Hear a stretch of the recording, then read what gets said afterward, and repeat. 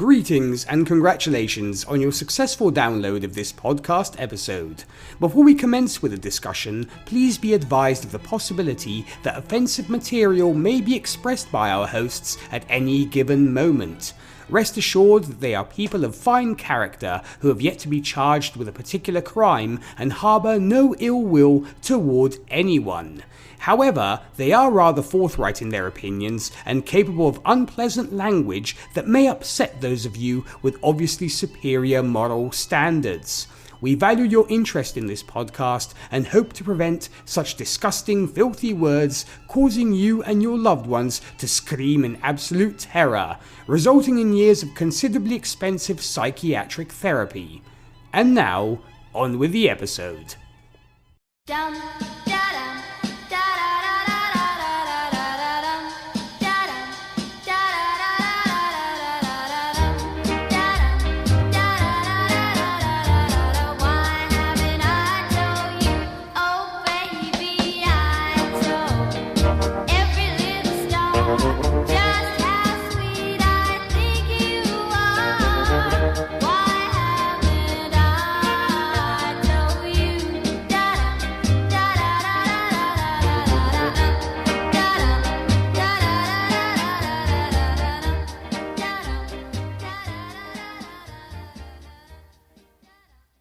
Hello, everyone. Welcome to the very first episode of Drunk Cinema.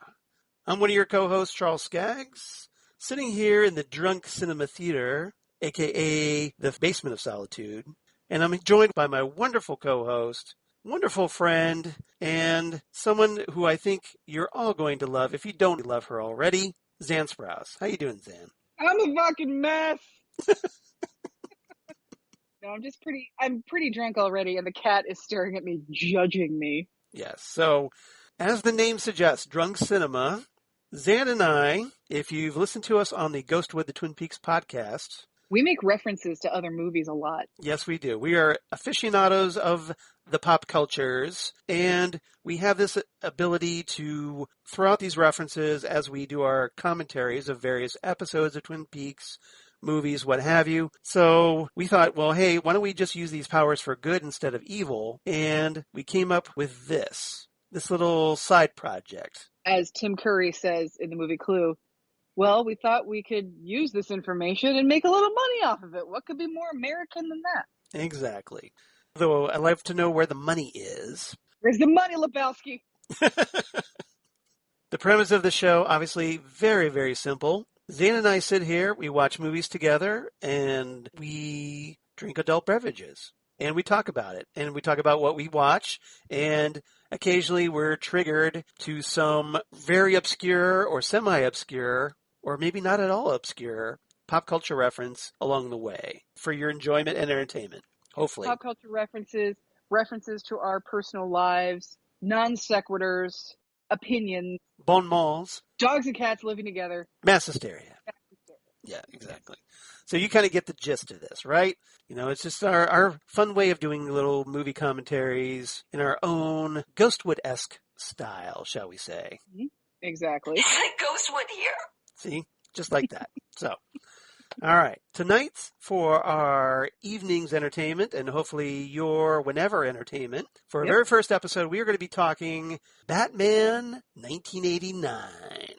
So this was obviously the very first Batman film from the late 80s through the 90s period.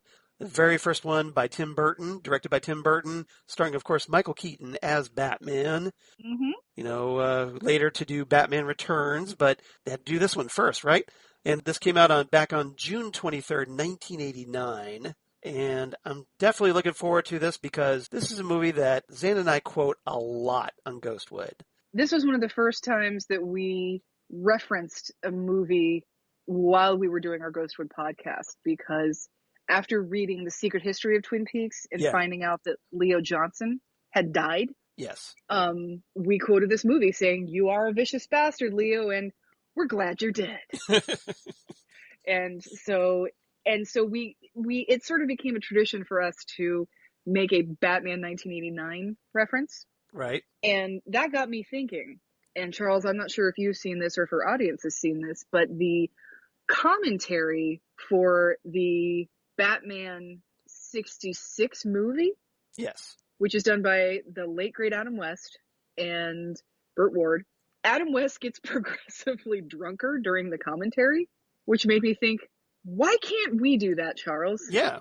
Kind of like, if you remember the old, if you're old enough, I should say, to remember the old Dean Martin celebrity roasts from way back in the day. Or the Comedy Central roast with Jeffrey Ross. There you go. Is no Dean Martin, but, he's there. Yeah, exactly. It's not nearly as good, but they kind of do the same thing. So with that in mind, we thought, well, hey, let's see if we can talk Rob Southgate, our executive producer, into letting us do a podcast where we can have adult beverages, watch movies, and adult words. And adult words. Exactly. So we can, we're kind of like big people. We get to, we're going to be sitting at the adult table. As my mother likes to say, someone said this to her when she was planning an event. And she said it to me when I was planning my friend Sarah Lukanov's baby shower. And my plan for that baby shower was to not have alcohol because at the time, Sarah was about 6 to 7 months pregnant. Yeah. And I thought, if your guest of honor can't drink, nobody should drink. And my mom looked at me and she said, baby, grown-ups drink. And that kind of stuck in your head, didn't it? She's not wrong. Well, technically, everybody drinks. No, that's true. Well, drink with a cap. With a capital D, yeah, I gotcha. Yeah, the Bill W. version of drinking. Yeah. Got it, yes. For just as a quick disclaimer, Charles and I are in our homes. Yes. Nowhere near a car, nowhere near the public, which we shouldn't be anyway because we're still in freaking COVID right now. Yeah. Our spouses are home. We are near food. We're near hospitals. We are taking care of ourselves as we get drunk. We're not like drug history where we have medical staff standing by. Yeah. Right. But we are safe.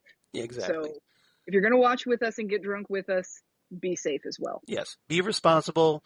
Do it from the safety of your own homes. Don't do it in your car. Nope. Don't pull out the cell phone while you're driving and start drinking and watch this. No. Don't do that. No. This is a much more social occasion. So yeah, this is a social. Much more relaxed atmosphere. So you want to do it at home where you can enjoy it, right? You're right. Yeah. And you don't have to worry about like hitting somebody and killing them and then, having to like dig a grave, throw a body in, cover it up, and then hope nobody finds out that you killed that someone, and then they mysteriously show up the next summer and they try to kill you. And did I go too far with that? You're thinking about that movie with Buffy and Jennifer Love Hewitt. Yeah, that's it. Yeah. Okay. Because what we don't want to have to say about don't do that, listeners. Yeah. Is that Bobby killed a guy. Bobby killed a guy. I don't care how empty the football is. You don't go looking for Santa Claus. And if you don't understand that reference, you need to check us out on Ghostwood. If you don't already. Check us out on Ghostwood. And that's one thing, Charles. Well, we might talk a lot about David Lynch, but we're gonna be sober for all the David Lynch stuff we talk about. So This is we may refer to David Lynch in a loving possible way, because I don't know about you, Charles. David Lynch is my favorite director. He has been since I was like 16. Well, he's certainly one of my favorite directors, if not my favorite director. So I'm gonna be stone cold sober when I talk about him. Exactly. Yeah. Tim Burton, on the other hand, yes, he's one of those directors that I love, like Wes Anderson, who has a style, very, very visual style. Very visual style, very unique style, very much to his style.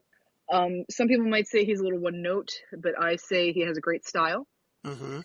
I became a Tim Burton fan when I was 9 years old, when I saw Pee-wee's Big Adventure. Yes. With my father in the theater.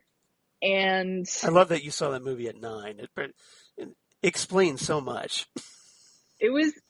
That's the year I was 9 the year it came out. I was 9 in 1985. You were the perfect year for that. Yeah, it was perfect because I had grown up on the Pee Wee Herman show and Pee Wee on Letterman, and then a couple of years later where we had the Pee Wee's Playhouse. I was a little too old for Saturday morning cartoons, but right. I watched Saturday morning cartoons until Pee Wee got canceled for jerking off in a theater in Sarasota. Sounds about right. Sounds right. Yeah.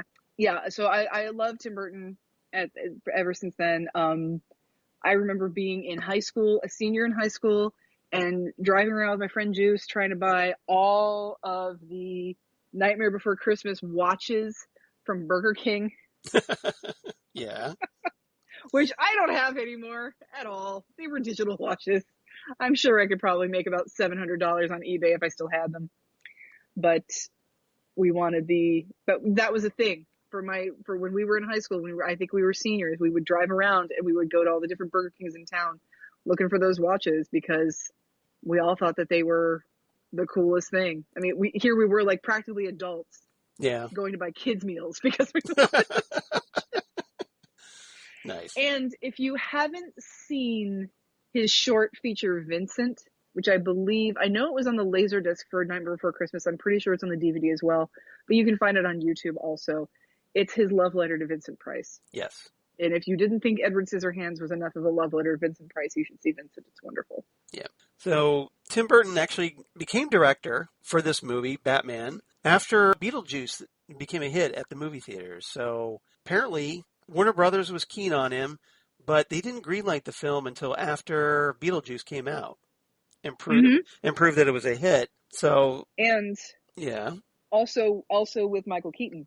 Yes. The fantastic Michael Keaton. And then obviously, looks like I'm next. Exactly. Because I got a photo shoot with GQ in about an hour and a half. I don't know what her problem is. Betsky. Betsky. Yeah. So yeah, Michael Keaton obviously in it's Beetlejuice. Showtime. Okay, that was Beetlejuice, everybody. I hope you enjoyed it. So yes, Xan is obviously very primed already. We haven't even started the movie, and I'm way drunker than Charles right now. I know. Well, to be fair, I'm kind of the designated podcaster tonight. Oh yeah, Charles is the one that just to make sure that we're still recording and doing what we're supposed to be doing. Hopefully. Yeah. So much. This is totally a 70-30 production. I will so totally admit it. Charles is such a pro with the podcasting. I don't know about that, but at least someone's got to at least keep the wheels running, right? So in that he lets me along for the ride. No, I don't know. I wouldn't do the ride without you. How's that? That sounds good. Yeah. So if it gets a little bit icy, yes, that's what's going on. Yeah. So Batman, 2 hours and 6 minutes long, received 1 Oscar for Anton Furst and Peter Young for Best Art Direction. I can totally see that. Whatever Zan's doing right now. I'm getting ice. I told you. Oh, okay. All right. I told you it was going to sound icy for a second. It does sound icy. Yeah. Turn up the thermostat. All right. Yeah. And of course, like I said, we're starting, of course, Michael Keaton. Oh my God, Charles, we should totally do Dr. Fives. Yeah, we should. The Abominable Dr. Fives. That would be a good one. Hell yeah, The Abominable Dr. Fives. Yeah. Speaking of Vincent Price. Vincent Price. Yep. Oh my God, let's start the fucking movie because I'm just going to talk about this shit all night long if we don't start the movie. Exactly. So, as they used to say at Rocky Horror, start the fucking movie. Yeah. So here we are, 15 minutes, and we're already a train wreck, right? So good times ahead. Drunk cinema. Cinema. You knew what you were in for, y'all. The name it's right there in the title, guys. So you knew what you were in for. Listen to the name, Drunk Cinema. So yeah, we didn't want to do. This, obviously we believe in truth in advertising. So if we're going to call ourselves Drunk Cinema. This was above the label when we started the evening. Yes. So before we start the movie, though, we should at least say what we're drinking as we watch this movie. Yes, we should. Charles, what are you drinking? Well, I'm obviously, as the designated podcaster tonight, I'm just having a nice Killian's Irish Ale. Classic. In my Game of Thrones pint glass.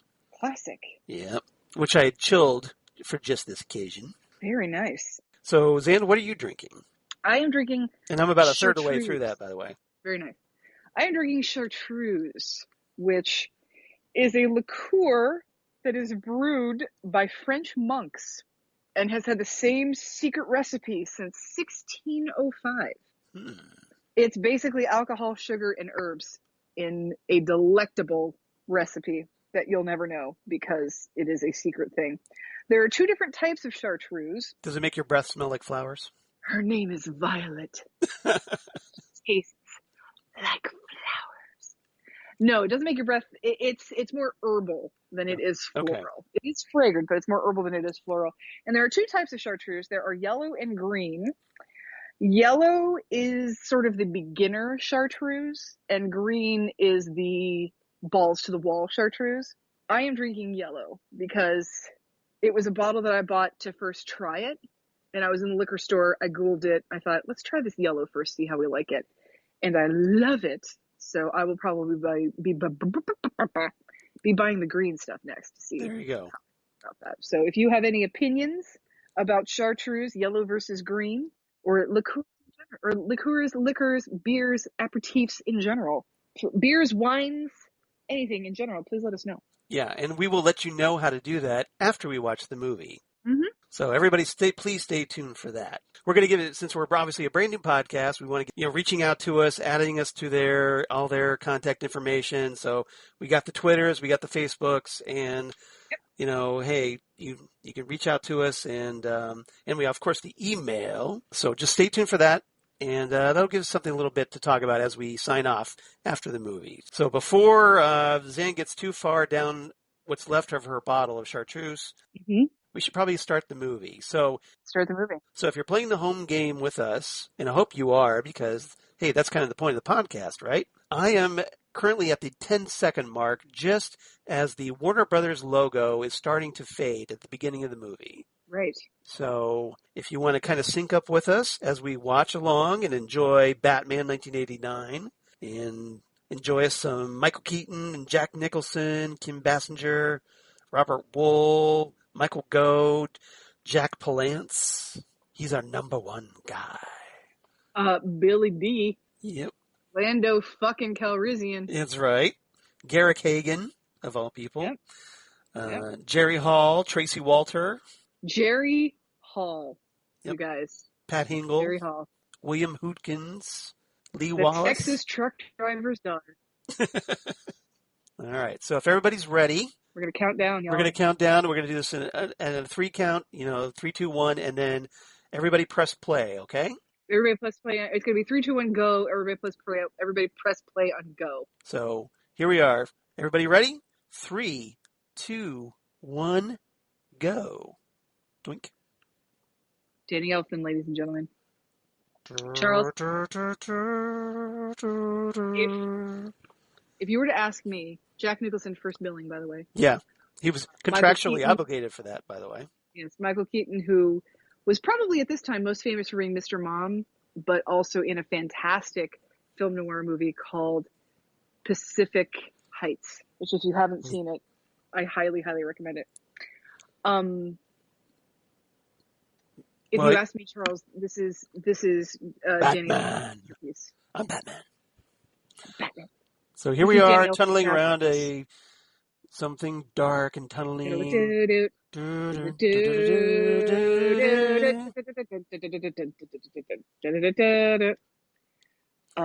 See, and this is what happens when you let men drive without directions. You have no idea where you're going. I know where we are. Oh, wait, that's in like a few minutes. Yeah. Jack Palance, before he won the Oscar, by the way, and did his one-handed push-up. Push-up, yep. Owning everybody in that theater at the time. Seriously, yeah. And you know what's funny is that, I think that's probably the only reason anybody still remembers the movie Sid Sisters. Not a bad movie, but it wasn't, the greatest comedy of all time. But, yeah. That was funny. Yes, the late, great Prince, everybody. Do you want to know something interesting about Prince, Charles? Of course. That's why we're here. Not Prince Charles. Prince, Charles. Yes, I understand where you're going with that. My cousin Ingrid, who is no longer with us, was born on the same day Prince was born and died on the same day Prince died. That's eerie. Not the same years, but the same date. And she wasn't a huge fan of Prince, but you know who her favorite artist was? Who? Brad Paisley. Oh, interesting. Yeah, right? So a whole Paisley Park connection, yeah. Yeah. Yeah, she passed in 2009. Prince passed in 2016, the same day. Directed by Tim Burton. And there we have our new Batman symbol, our new bat symbol that was created for this movie. So for everybody wondering what all those was going on there, you pull out and, hey, it's the Batman logo you were tunneling Gotham through. City, which is a matte painting. Yep. And I believe the Gotham City is what, Boston? It's supposed to be like Boston. Well, this part right here is the Biggs, ladies and gentlemen, it's yes, Biggs. Biggs Biggs from Darklighter. Star Wars. Yeah, who kind of looks a little bit like George Bush Sr. A little bit. I want to eat at Sanchez Mexican food. I want to eat there. I want to try it. But yeah, that's Biggs Darklighter from Star Wars, guys. It's Biggs Darklighter from the cutting room floor of Star Wars. Or Kai from the Doctor Who story The Mutants from the Jon Pertwee era, or Abraham from the Matt Smith era story A Town Called Mercy. Jon Pertwee was so good. Yes, he was. Who's, and his son, Yeah. Sean Pertwee, went on to be Alfred Pennyworth. Coincidence? I think not. I think not. Yeah. This scene always reminded me of that Simpsons where Marge takes the... They go to New York? No, when Marge leaves Homer because he keeps a gun in the house even though she wants him not to. Mm-hmm. And they go to this seedy motel to spend the night. And this hooker comes up to Bart and says, "You looking for a good time, honey?" And he's like, "Yes'm." And Marge says, "He's not. He's really not." Which I think is funny. Come on, mister, just $1. I cringe a little bit because the dad is named Harold, English? and my dad is named Harold. Oh, really? Your dad would have better sense than to walk you down I would hope so. at night. Do the kid a favor. Don't scream. Scream. I know like every line of this fucking movie. It's terrible. So No, that's awesome. That's not terrible at all. I'll tell you something about me and Chris, Charles. Yeah. This is bad animation right here. Just that Swoosh. Yes. It's kind of Disney-esque, from like Snow White or something. Yeah. Okay, everybody. 80s history lesson. American Express card, don't leave home without it. Yeah. American Express had commercials in the 80s where they would talk about all the things you could do with the American Express card. And their tagline was, "Don't leave home without it." Yeah. And as a rebuttal advertising, MasterCard had a advertising campaign where they would talk about all of the places you can go, but make sure you bring your MasterCard because they don't take no for an answer, and they don't take American Express. Boom. Yeah. Owned. No shit, it was all over the pavement. The 80s were an interesting time for credit card commercials because there were these commercials with Linda Evans for MasterCard where she'd be like, "MasterCard, I'm bored." And there would be this, "MasterCard, so worldly, so welcome." And it's basically like her flying off in a private jet to go shopping somewhere because it was the 80s and everybody just spent money all the time. It was ridiculous. There's the bat that you guys have been here. Swoosh. Now, one of the things I do love about this movie is that we don't start with an origin story, like in Batman Begins. No, we don't. We just start off with Batman. We dive right in, and then we kind of fill in the blanks with flashbacks. Yep. So credit to Sam Hamm, one of the screenwriters, along with Warren Scarron. Good job. Good job. Good job, Sam. That is a batarang. Yes. They refer to that. That would be known as a batarang. Yes. Oh, go. Don't kill me, man. Don't kill me. Look at this. Look at those tiny little bat feet in this Reebok. I'm not going to kill you. Here This is the line. It's coming. What are you? I'm Batman. I want you to tell all your friends about me. Swoosh. See, now they say that cape is like a parachute, but it never does like a parachute-y type. No, it's kind of more like a glider. It's more like a glider. Yeah. Yeah. Slows down as a descent. Yeah. It's got it. Oh, Batman, everybody. And just just like in a couple of minutes, we get a nice introduction to Batman. Yeah, I'm going to tell you something about Billy D. Williams, Charles. Yep. That man smells like $1 million, and he is a fucking gentleman. Really? Oh my God. You've met him, obviously, at conventions, I'm guessing. I have met Billy D. Williams, and he is amazing. I had him sign my Lady Sings the Blues record. Yeah. And I went to get his signature with my friend George's, and we came up with this plan where I would hold the record out for a while, and then when I got up to him, I would say, "Are you waiting for my hand to fall off?" And he thought it was funny. So we were very proud of ourselves because we're dorks. That's funny.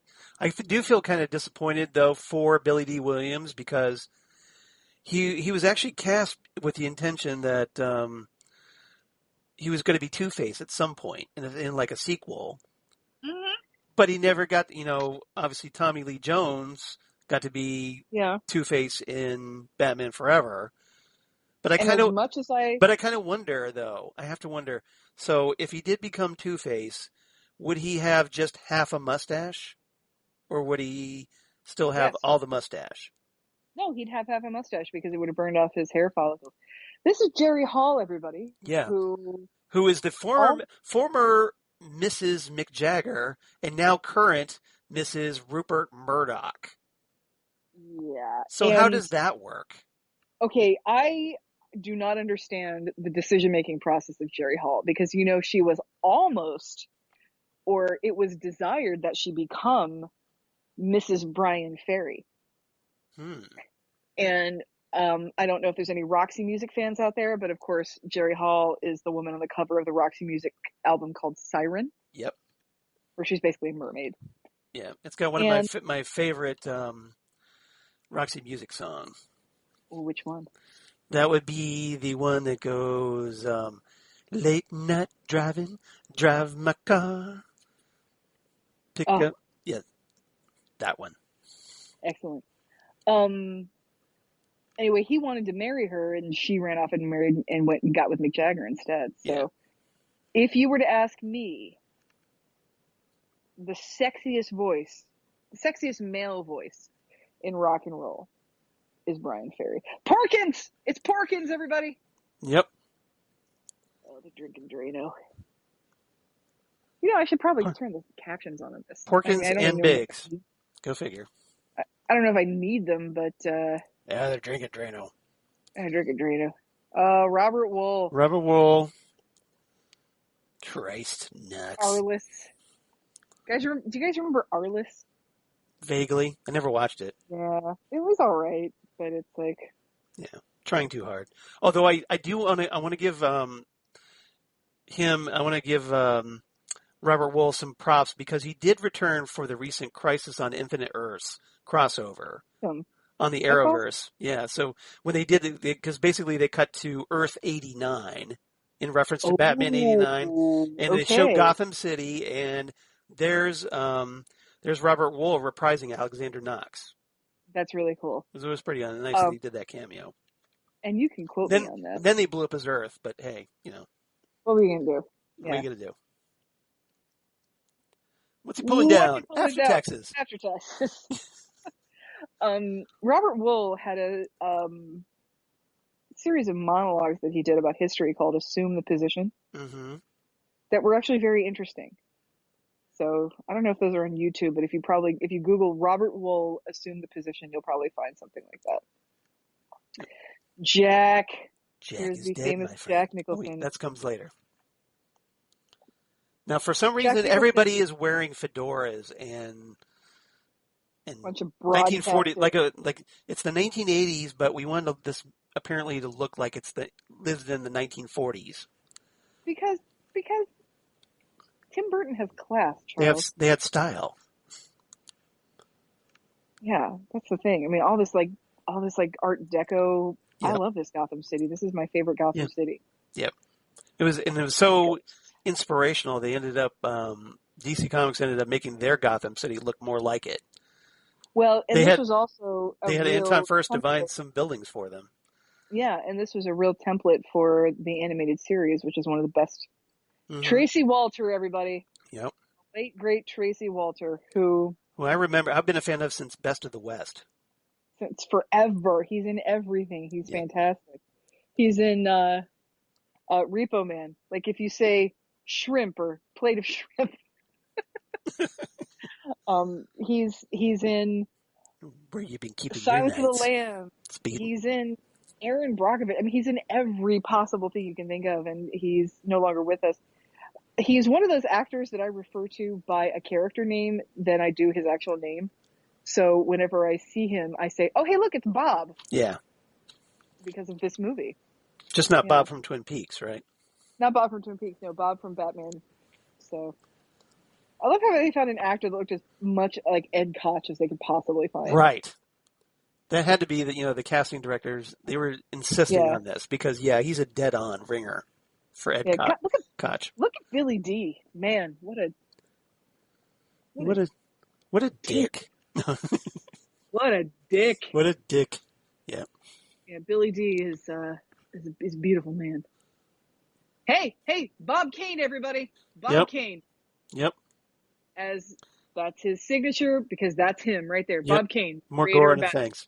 Co-creator of Batman. What a dick. Yes, co-creator of Batman.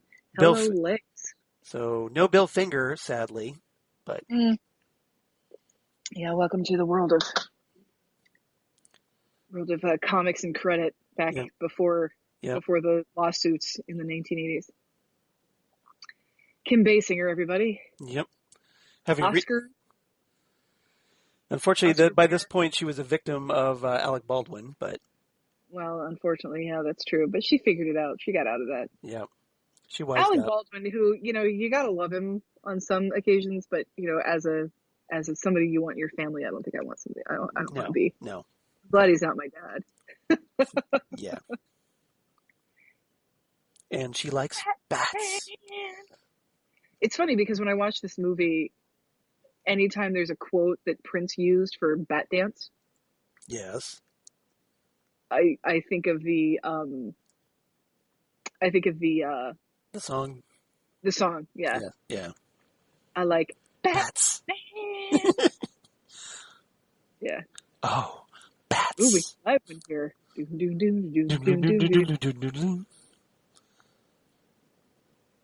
Batman. Will you let me buy me lunch? Let me buy you lunch, maybe. Eat light. Meanwhile, at the top of the building, son of a bitch. Son of a bitch.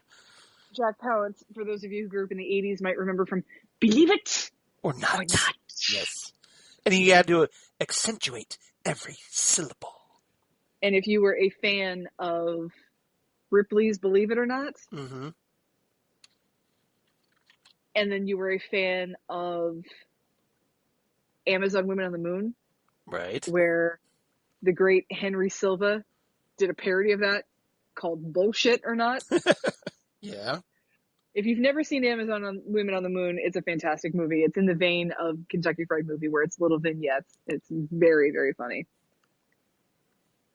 Oh, Jerry Hall is going out with Jack Palance and Jack Nicholson. This is going to cause problems, I think. And of course, Jack Palance is aware of it. Mm-hmm. She's two-timing me. Yep. She figures. That's all, gentlemen. That's all. Thank you, gentlemen. Thank you, gentlemen. That's all. Now, as a fan, I still have to think how much better Nicholson's Joker would have been had he been 10 years younger doing this movie. He's just a little too old. That's the thing about that is because when I picture the Joker, I picture something like Jack Nicholson out of The Shining. Well, the thing about the Joker is with that makeup, he could be ageless. True, but I mean, Jack Nicholson is not my favorite Joker. You know who my favorite Joker is, right, Charles? Yes. Mark Hamill, of course. Fuck yes, it's Mark Hamill. Yeah, that's a given, right? Yeah, Kevin Conroy. Everybody's favorite Joker. Yeah, Kevin Conroy is my favorite Batman. Understandable. Adam West is my second. Michael Keaton is my third. Interesting. Yeah, because I absolutely love Adam West. Get me Lieutenant Eckhart. And I love the way he just draws out that word. I love Jack Palance's just he just overdoes everything. He's so dramatic as the Meanwhile, at Hogwarts.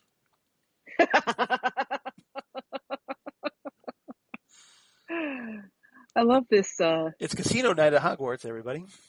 Yeah, this concept of a casino night to earn money, I think is interesting. Yeah. Like, what if you win at a casino night? What do you win? Like coupons to Chipotle?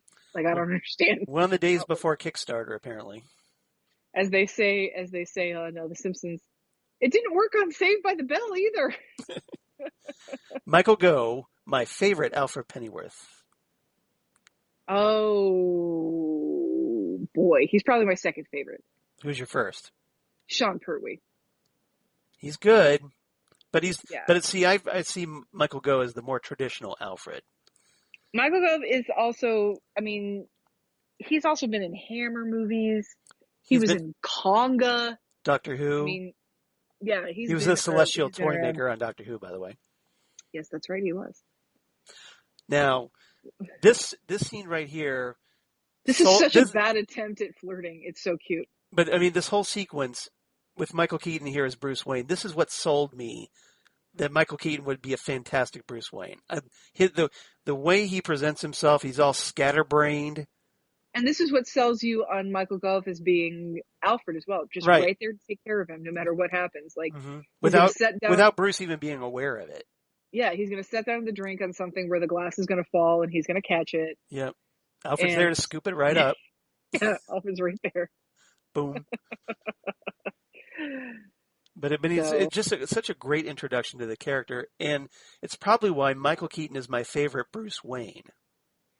Oh, for sure he's my favorite Bruce Wayne. You know who my second favorite Bruce Wayne is? Who? Christian Bale. Interesting. I agree with that a little bit. I think as a Bruce Wayne, I think Christian Bale does a great job. I think the commissioner has a little bit of a gambling problem. A little bit, yeah. A little bit. Yeah.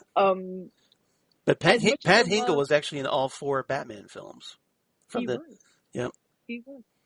As much as I love Adam West as Bruce Wayne, I think Christian Bale does a great job of being like that, of pretending to be a vapid playboy asshole. Yeah.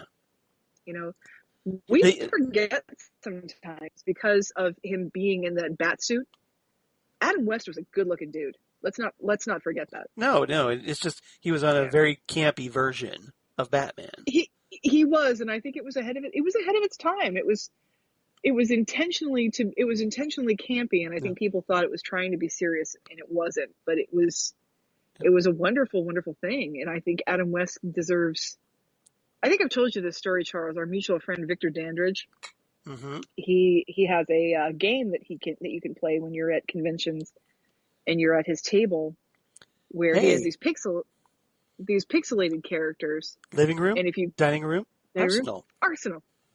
If you guess them, if you guess 10 of them correct, you get like a prize, like a sticker or something like that. Okay.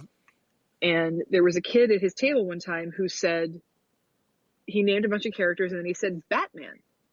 And Victor said, which Batman? And the kid said, what do you mean? He's like, well, this is whatever. This is like Dark Knight Batman. This is Michael Keaton Batman. And this is Adam West Batman. And you know what the kid said? What? He said, Adam West, like from Family Guy? Yep. It's Japanese. That's all that generation knows, right? Yeah. Because I bought in Japan.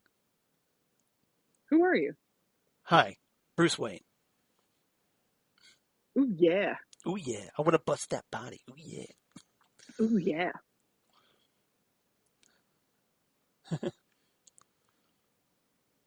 Oh, what goes on in his mind? Give me the electric chair. All my future crimes on. Electric chair. I can't believe we've had to live in a world without Prince for 4 fucking years. Right. It's only getting worse. Sorry. Open what? What? 6? 6 is good. Yeah, 6 is good. I love his Bruce Wayne. We do have a new president, regardless of what the old president wants to believe. Right. The math is there. We have a new president, so it's very exciting. Yep. So, cheers to that. Clink. Yep. There we go. All right. The Batman. Well, I do a little bit of it. I'm a millionaire. I fight crime. Oh. Yeah. Was I not supposed to say that out loud? Very unexpectedly, sir. Would you excuse me? I think perhaps this way. Right. You need to go through the Bat Cave, sir. Yes. Oh, and give not a grand. He's like, what? That actually fucking worked.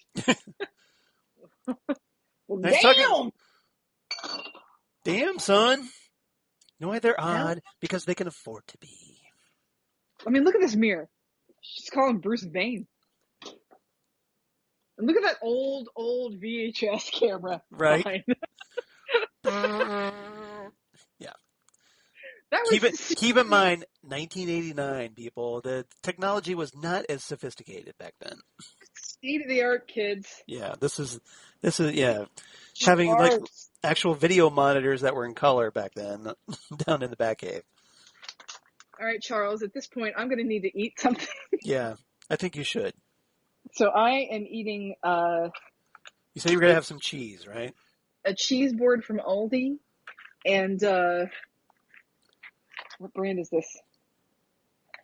Chaterio salami sticks, which you can get at Trader Joe's, and I highly recommend them. They're delicious. Do these glasses make me look smart? It works for Clark. They totally make you look smart, but you know what? I can still tell that you're pretty smart. Right.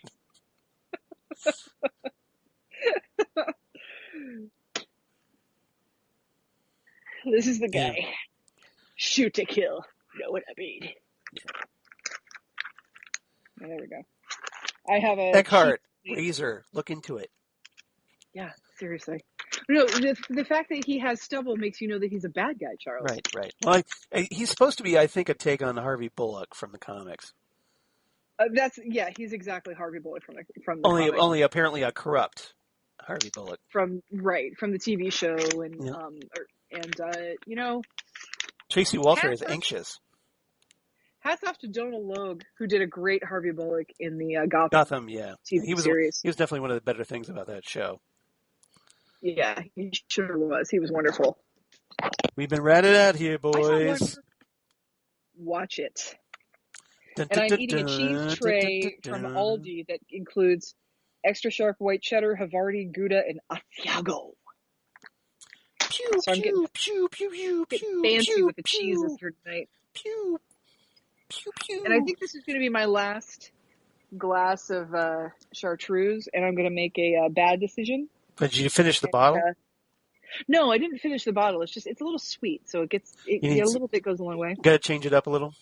I'm going to start with beer, I think, and I'm going to drink my very last Shiner Strawberry Blonde from the Shiner Summer Pack. Oh, that sounds good. It's delicious. Well, answer to me. Yep. Damn it, he was supposed to take that bullhorn. Get back here. I'm a big fan of anything that has like a big poison thing on it. Obviously, Tim Burton was a fan of Frankenstein back in the day. Yeah. At least young Frankenstein. Pew, pew, pew, Told you pew, I pew. didn't want to be disturbed while I was working. So. Oh, Jesus! Yank. Pull it out! Whee! Actually, this is kind of fun. Leave me here for a while. This is cool. I get to swing around on a back. I love the way the cape kind of swirls around with it on this angle here. Oh, yeah. It's very Phantom of the Opera. Oh! Joker is very Phantom of the Opera. No, I'm talking Batman. Is very Phantom of the Opera. No, I mean Joker, Batman, both of them. Just are very Phantom of the Opera. Yeah. Now this is very Tim Burton with these colors. Yeah. And it's very sad because this movie did so well. Right. What Dick Tracy did so poorly the year after. Yeah. Well, it's kind of interesting, the color scheme here, because with Burton, he's trying to do a little bit of the 60s angles of the camera and capture that. But with Dick Tracy, they tried to stick to a 4-color, like a traditional comic strip palette. And when it came to the look of Dick Tracy, it looked absolutely beautiful. Yep.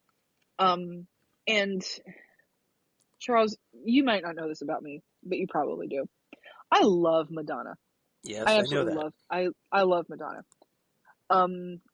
I feel like they did a little bit of a disservice in Dick Tracy by making Madonna so Madonna in this movie. She would have been so good as just an actress. Madonna's a fantastic actress. Yeah. I love that shot where he's swooping out at the camera. It's almost kind of Frank Miller-ish a little bit of Dark Knight Returns. Jesus. Yeah. Let him go. I've got Gordon, or I'll do Gordon. Yeah, that's it. And that's the thing. The reason why this movie works so well is because the Batman and Joker are the same. Yep. It's the Batman believes he's working for good, and the Joker believes he's working. Nice outfit. Yeah. Yeah. And obviously at the time there was a lot of controversy because Michael Keaton, everybody when Michael Keaton was announced as being Batman and Bruce Wayne, fans were freaking out. Obviously this was before Twitter, before Facebook or anything. So thank God. I can imagine the social media meltdown if this would have happened back then. But they were losing their damn minds. Future, Eckhart. Think about the future. Arg, he got me. No blood, thankfully, but, So we've seen Porkins get shot twice. Yep. You just can't catch a break. No, he can't catch a break. Pew! Oh, it got me right in the face. He catches a break. Right. And, okay, people, this is what we call in the movies foreshadowing. Yes. So his face has been punctured twice on both sides. Right. And he's about to fall into a vat of green goo. About to fall in a vat of chemicals. A vat of, slime from You Can't Do That on Television. I don't know. I caught that reference. I understood that reference. Good job, Captain. Captain America. Hold it right there! Time to make an exit. Batman, smoke bomb! Batman is just one episode of psychosis away from being the Joker. So keep a lid on it. Now I will say Jack Nicholson. Well, they're flip sides of the same coin, really. Yeah, they're two sides of the same coin, which is which is odd because you'd think we would make that comparison with Two-Face. Yeah. But no, it's the Joker. Jack Nicholson is probably my fourth favorite Joker. First, of course, being Mark Hamill. Right. Second, of course, being Heath Ledger. Yep, I'm with you so far. Third, Cesar Romero. Okay. Fourth, Jack Nicholson. Mm-hmm. And fifth, Joaquin Phoenix. You would put Joaquin Phoenix all the way at the bottom. Yeah, I would. Interesting. Because he's not Jack Napier. Well, the idea is that it's open-ended. You don't know if he is or not. He's not Jack Napier. They say he's not Jack Napier. But Jack Napier was only Jack Napier in this movie. Well, this movie sort of became canon because of that. Not really, but... I would like to point out that Vicki Vale drives a Chevy Citation, which my friend Babs drove when we were in college, which was awesome. Now this is a funny scene making use of this ridiculously long table, and it's a great. Could you pass the salt? Sure. I don't know why we don't have salt on both ends of the table, because you think that would be... Why don't we have salt, on all parts of the table? Right. That's what I'm saying. You think Alfred would have thought of this. But nope. Also, I don't care how rich you are, could you maybe spring for a steak? Yeah, at a steak place? Right. It's like, why are they having just soup? Well, it could be just the entree. No, it's the first course. Yeah. I'm just saying, he should go to, a nice, fancy restaurant he can... freaking afford it. Thank you very much. Where's my beverage? I have literally no idea where my beverage went. Well, she wanted to come over, check out his pad, his bachelor pad. Yeah, are you really rich, or are you just kind of rich? I don't think I've ever been in this room before. Do you want to get out of here? Fuck yeah. This is adorable, and it's why I've always lamented the fact that we don't really see much more of Vicki Vale. There's your steak, by the way. Yeah, there's your steak, yeah.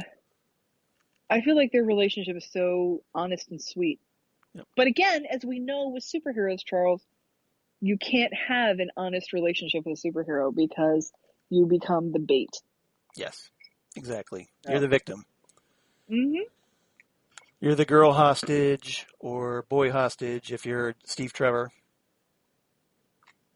Yeah, boy hostage if you're Steve Trevor. Exactly. Good night, Alfred. I couldn't That's the find thing. my I mean, socks without him. Yeah. I think I like Sean Pertwee so much because he's so... You can tell that Alfred is Alfred now because he's just needs... His being Alfred is like his retirement. He spent his youth as a complete and total badass. And now he just needs something a little more calm. Yeah. You know who's a surprising Alfred? Who's that? Jack Bannon on Pennyworth. Yeah. If you've seen the Epic series Pennyworth, he's really good in that. He is very good. Really like it. It's basically like young Sean Pertwee Alfred. I love Sean Pertwee as Alfred because, Charles, have we ever discussed the movie Dog Soldiers? We have not. It is the best werewolf movie I've ever seen since American Werewolf in London. Really? That's saying something because I know how much you love American Werewolf.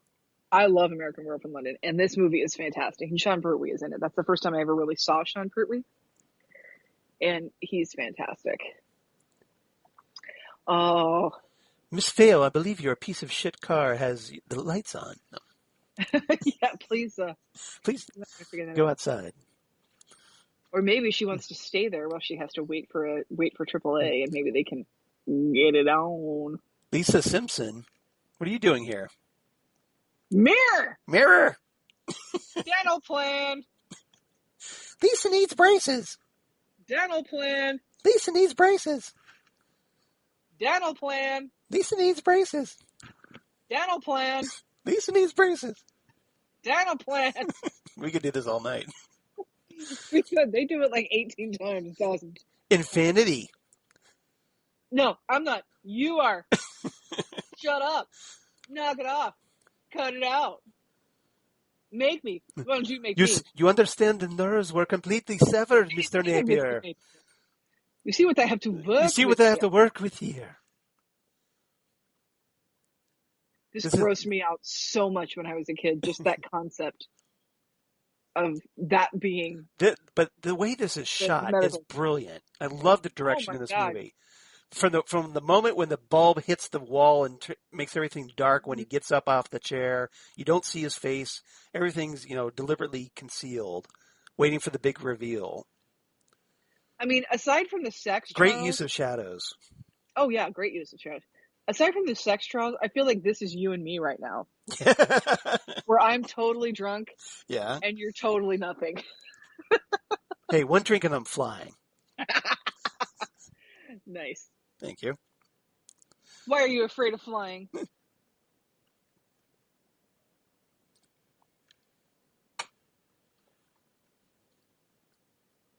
Leans in and gives her a Zerbert. Oh, a Zerbert. Wow, there's a term you haven't heard in a while. Yeah, seriously. There's a reference from the 80s that you haven't heard in a long time. Zerbert. Yeah, that is I like the fact that Jack Palance is just lounging around in his bathrobe and slippers. Nothing else, apparently. That you, Sugar Bumps? Sugar Bumps. It's me, Sugar Bumps. Sugar Bumps, by the way, are boobies, just in case you didn't figure that out. Yeah, Yeah, really glad you're alive, Jack. I didn't mean to try and have you killed. You set me up over a woman. A woman! A woman! I need a woman! Why don't you just smile and blow me? I'd love to know where that's from. That's Mel Gibson. Oh, okay. That's one of Mel Gibson's answering machine messages to his soon-to-be ex-wife. Oh, that's right. Yeah. And why don't you just smile and blow me? Points for you to bringing that up. That's a good one. It's my second favorite meltdown after I own Malibu Sugar Tits. Also, Mel Gibson. And then, of course, Maybe we can cut a deal. Jack? My third Jack is favorite? dead, my friend. You can call me Joker. Joker. And as you can see, I'm a lot happier. I'm a lot happier now. My third favorite celebrity meltdown, Charles, is Batman himself, Christian Bale. Yeah. On the set of Terminator Salvation. Terminator saying, "Oh, good for you!" And how was it? Yeah, that was an epic one. That's amateur, that's epic. Fucking unbelievable. You and I are done professional. That's right up there with the Bill O'Reilly rant. We're gonna do it live. We're gonna do it live. God damn it. Meanwhile, basking in the afterglow, Bruce Wayne getting it on. I should be out there fighting crime. Should I be out there fighting crime, or should I hang upside down like a bat just to freak the shit out of this girl? Yeah, just to go all in on the motif here. Just to go all in on this Batman craziness. Still kind of disappointed that we've never had the shot ever filmed of the bat crashing through the window and going into Bruce Wayne's study. That would be pretty cool. Yeah, that would be pretty cool. I mean, it kind of blows my mind. We've never seen that done in live action. My roommate Brett had like anti-gravity boots in our basement. Boots, same thing. He was just taller than me, so I never used them. Always brings a smile to my face. Wing freak. Terrorizes. Wait till they get a load of me.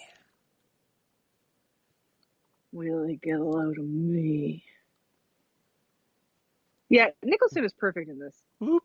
I remember after watching this movie, I watched The Shining. Yeah. That scene where he's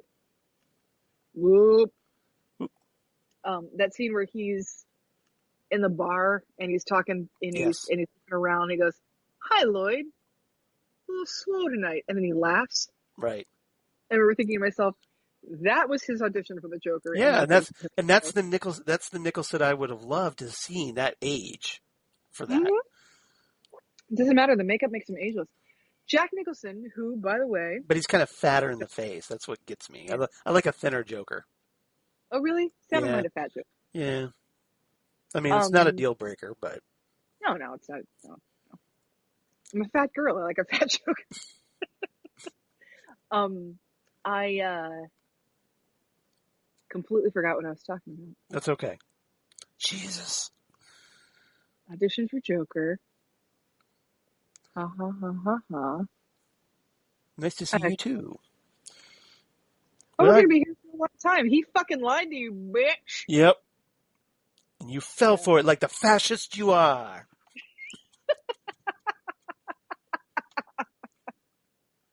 Oh, yes, I was going to say. Yeah. Jack Nicholson. Oh, my God, console television.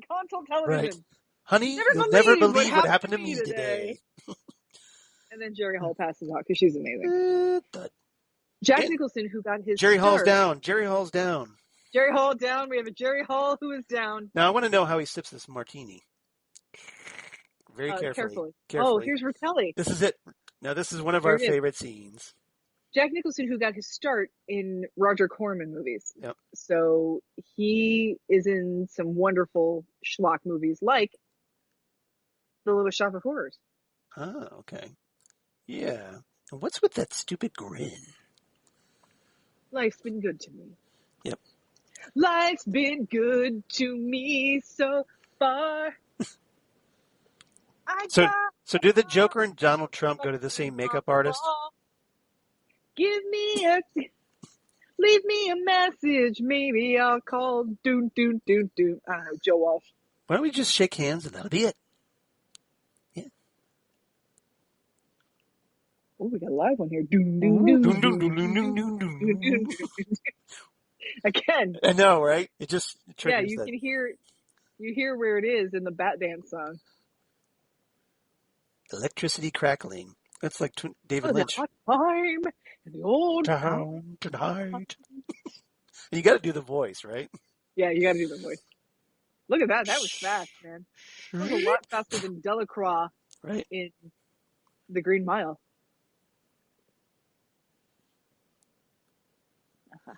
Who ordered the extra crispy? Antoine got a little hot under the collar. You're crazy. Oh, you think? Now I love the fact that he actually wipes of laughter. He wipes the clown white on his forehead to make it look like he's wiping the makeup on off. His forehead to make it look like he's wiping the makeup off. Isn't that great? Yeah, it's very classic. All these gangsters. Yep. Do you want to? But at least you get jackets. Disappear. Yeah. Yeah. Right. This is where Heath Ledger Joker should come. Ta-da! Thump. Enough from the clown. All these schemers. You know about the Batman. And Bob. You remember. You are number one guy. Yes, sir. Excellent Jack Palance impression. Yep. So good. Gibberish. Jack was perfect in this movie. Yep. He really. Here it comes. Here it comes. Here it is. This is the line that created this podcast, apparently. Yep. They're not bad people. It's coming up. Yep. Maybe we ought to give them a couple things to think it over. No?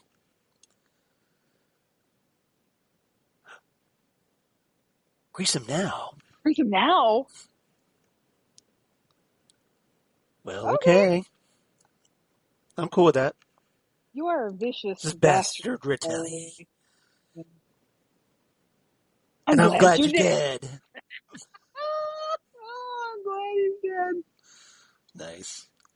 This was us when we found out that Leo Johnson was dead. Right. Oh, I'm glad you're dead. And lo, a podcast was born. There's the Bruce Wayne file. These are naked pictures. Oh, you don't want naked pictures of Michael Keaton. Nope. Choose tobacco. Even though you just slept with him. I mean, we all kind of want naked pictures of Michael Keaton, but he does chew tobacco. It's kind of gross. Yeah. He still do that? I don't know if he still does or not. I'm not sure. Maybe he gave it up. I sure hope so, because COVID. Yep. Right. COVID's gross. Bruce does his own driving. You know, because that's the thing. I mean, most rich people, you would think they'd want to do their own driving with their own badass, super expensive cars. Yeah. I'm not sure about this Batmobile, though.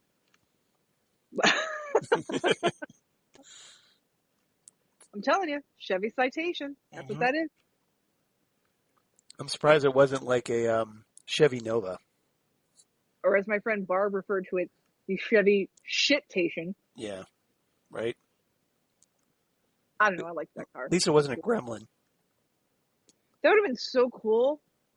An AMC Gremlin, that would have been amazing. Yeah. Kind of surprised she wasn't tooling around in a Volkswagen Beetle. That seems more her speed.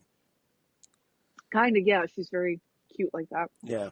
I went to a Pez convention a couple years ago. Meanwhile, in the spot where my parents were murdered. Well, we don't know that yet, Charles. Stop it. Right. Shh. Yeah, spoilers for everyone. Spoilers. Yeah, spoilers that Bruce Wayne's parents were murdered. Spoilers for a 31-year-old movie. Right. Yeah. Not to mention a 80-year-old comic book. Yeah, there's that. There's that too. Yeah. If you haven't figured this out by now, why are you listening to us? Right. Well, surprise everybody. Yeah, don't tell your friends. Don't spoil it for them. Yep. So my dad read Batman as a child. Mm-hmm. And I had somehow heard through the grapevine in, the 8th grade. Yeah. That Jack Napier was the one who killed Bruce Wayne's parents. And I asked my dad, I said, so is it true that Jack Napier killed Bruce Wayne's parents? He's like, well, we don't really know. We just know that criminals killed his parents. Yeah. It was Joe Chill, by the way. What'd you say? Joe Chill. Yes. And so we watched this movie, and my dad, and as soon as we see that Jack Napier does kill Batman's parents, my dad, one of his many nicknames for me is the Xan. Yeah. He said, "Oh, the Xan was right." The definitive article, you might say. Yeah, because being a girl in 1989, it was hard to find other girls to go see this movie with me. Right. So I didn't see it until it came out on video at Christmas time. Which reminds me, Charles, we should be wearing our Warner Brothers ball cap, because you can't watch a Warner Brothers movie without a Warner Brothers ball cap. I don't know if you had this on. I don't have one.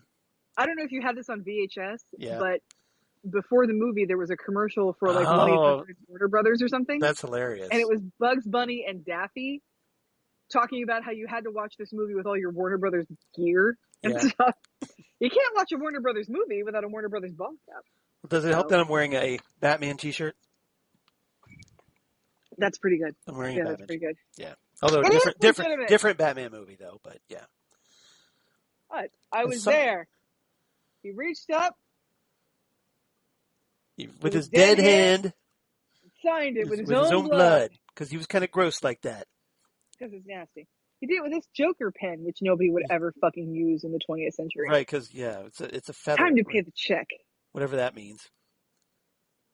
Well, Jack was really great at doing these like complete non sequiturs. The pen is mightier than the sword. It's truly mightier than the sword. Yep. I don't know who Uncle Bingo is either, but whatever. Right. Yeah.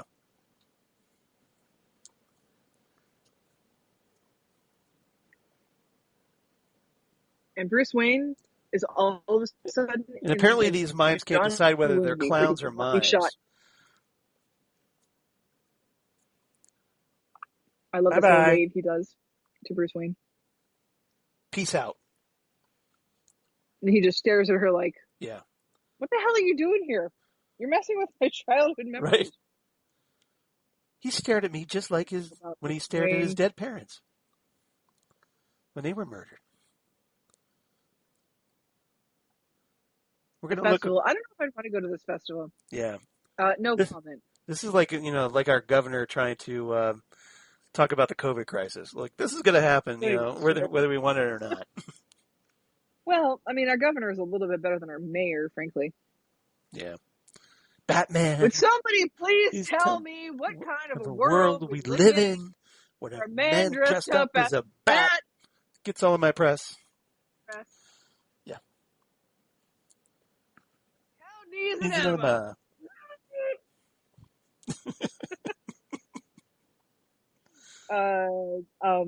Little bit of trivia for me, Charles. Your camera froze up, by the way. Oh, did it really? Okay. Yeah, that's all right. Little piece of trivia about me. This is when I first learned what an enema was. Right? You had no idea what an enema was until this movie? I had no idea. I was 13 years old. Well, why would I... That's actually a good point, because I don't think I knew it either at this point. And I was, now going on 20. So, yeah.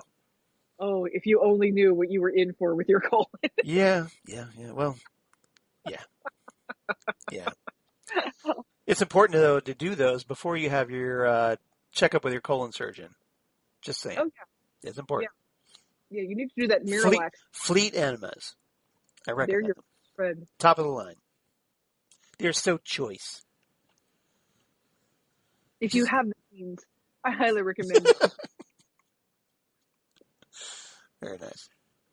Grissom, by the way, is spelled the same way as the famous late, great astronaut Gus Grissom, who was one of the astronauts who was killed in the fire. Apollo 1, I believe. Was it Apollo 1? That sounds right. Yeah. Portrayed in The Right Stuff by the great Fred Ward. Nice place you've got here. Lots of space. Just you? Just you, yeah. Good. Yeah. That's the bedroom, but nothing ever happened in there. What a crime. Nice. Oh my God. I knew where you were going with that. You actually eat this stuff? All right. This would be considered stalking, by the way. No, Charles, this is journalism. Oh, yeah, journalism. Okay, yeah, whatever. All right, that crazy guy looks a lot like Bill. It does, a little bit, yeah. Doesn't it, though? Yeah. By the way, I forget what kind of Rubik's that is on the table. I didn't see it. Yeah, it's like one of those dodecahedron. So much to do and so little time. Photos. Yeah. It's hard to stay inside the lines. Knox. Bad time. No style. Stop the press. Who is that? Vicki Vale. Vicki Vale. She is great, isn't she? Ooh, yeah. Ooh, yeah. I want to bust that body. I'd like to. Ooh, yeah. Ooh, yeah. But I got to go work. I'd like to. Put this out there right now. And I got to go to work. I got to go work. I'm going to have to listen to that. Work. Charles. Yes. Fact about me, one of my favorite Prince love songs. Mm-hmm. Arms of Orion. I can see that. Yeah. And it's got Sheena Easton, so points there. Oh, yeah. Time, gotta get a new girl, Bobby. I'm of a mind to make some mookie. Phone book? Phone book. Whatever, make some mookie, I guess. Till my life is through. Beautiful dreamer. Do-do-do-do. Do-do-do-do-do.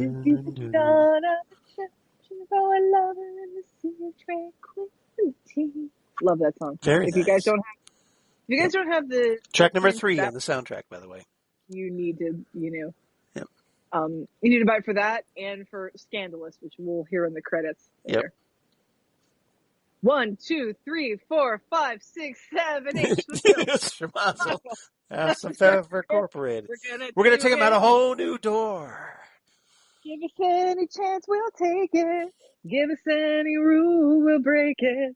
We're gonna make Batman come true. Action News. Someday we'll be in widescreen.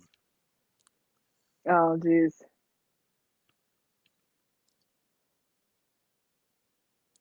Poor Amanda Keeler. Poor Becky Walker. Candy Walker. Candy Walker, I'm sorry. Candy Walker.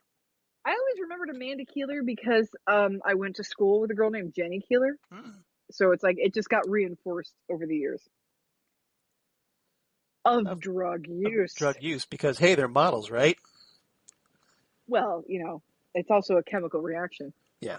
Lipstick won't do it alone, but lipstick combined with perfume and hairspray. And Mir Locutus of Borg said, no.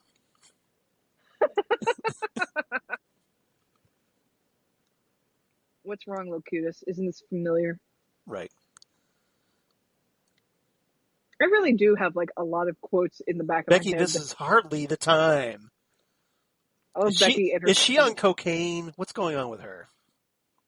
I need some paramedics up here now. New and improved Joker products. With a new secret ingredient. Smilex.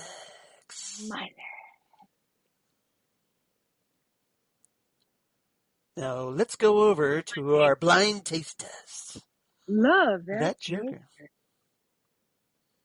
Uh-oh. He don't look happy. He doesn't look too happy. He's been using brand X. No. Oh, no. With the new and improved Joker brand, I get a grin. Again. And again. Oh, look at Becky. Yep. Love that Joker. I had that Joker poster on my wall in college. Yep. That was cool, right? I'll bet you were a hit with the ladies, weren't you, Charles? Right. Of course, right? It goes without Back saying. in the 80s, chicks really dug comic book nerds. Exactly. But college, hey, that was where I got a copy of this. Oh, my God. Look at Charles. He has a screenplay. My old school bootleg Batman screenplay. That's so freaking badass. Yep. That was the original first draft. Guys, I'm really giving Charles a hard time because as much as girls loved comic book nerds in the 80s and 90s, they loved girls that much more. Yeah, right. Let me tell you, the girl who could recite this movie and Buckaroo Banzai, She was beating men off with a stick, let me tell you. Mm-hmm. Let me tell you. Especially if she was like me with her ponytail and her glasses. Oh, could not resist. Alfred, let's go shopping. Yep. Well, I could stand to pick up a nice bag of Cheetos. No. I want to see Alfred and Bruce Wayne in like the local like corner Quickie Mart. In the Quickie corner Mart. Walgreens or some shit. I love how the newscasters can't wear makeup now. Right. So they're just super pimply. So apparently the makeup that you used already doesn't work anymore suddenly. Chances are, you bought them already. Yeah. And apparently somebody can't bother to use a comb. I don't know what's up with that. Gotham shopping nightmare. Yeah. Meanwhile, everybody else in the movie is still using products. Just those two are the only ones that don't. That's the thing. Billy D looks so good because I really don't think that he's tainted Vitalis at all. No, he's just naturally has his hair like that. He wakes up in the morning with like that. Billy D, oh my God. Yep. He won that hair playing Sabak. Billy D is just 100% a class act. He's amazing. When I watched the trailer for for the Rise of Skywalker, and I saw Billy D. Williams in it, I screamed so loud that I scared the cats for like 3 hours. Wait a minute, I'm not meeting her today. La la la la la la la la la la la la la la. Don't mind me. I just got to go to the White House today. Where are you going? Daddy's going to make some art, darling.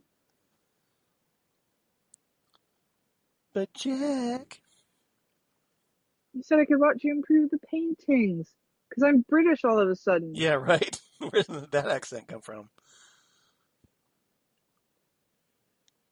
Hanging out with Mick Jagger.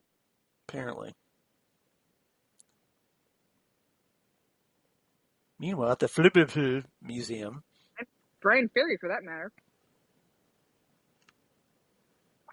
Both British. Leave that one, Bob. I kind of like it. At the museum.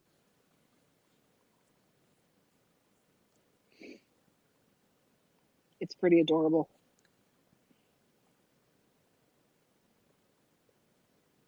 He just... She looks good in that blue. Yeah, I've always liked this dress.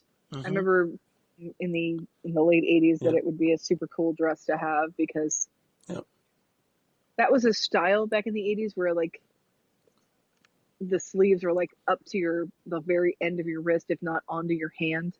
And points to Kim Basinger for not having long fingernails. Yes, exactly. Because you know what long fingernails indicate? Vanity. Idleness. Yeah. It means you don't do crafts. It means you don't play an instrument. Nothing. Nothing that would cause a broken nail, apparently. A broken nail, or like clay under the nails, or you can play the guitar with nails like that. You can play the piano without them clacking all the time. Purple Gas by Prince. Put this on right now. Party man, party man. On a party like nobody can. I would just like to remind everybody that the Joker is literally killing all of these people. Right. Yeah. Okay. They're all dead. It's not like you just fainted. They're all dead. This is not like... Yep. This is not like Ikaluga bullets. Right. Where they're just going to pass us. Gentlemen. Let's broaden our minds. Lawrence. And this, of course, is Prince's Party Man playing.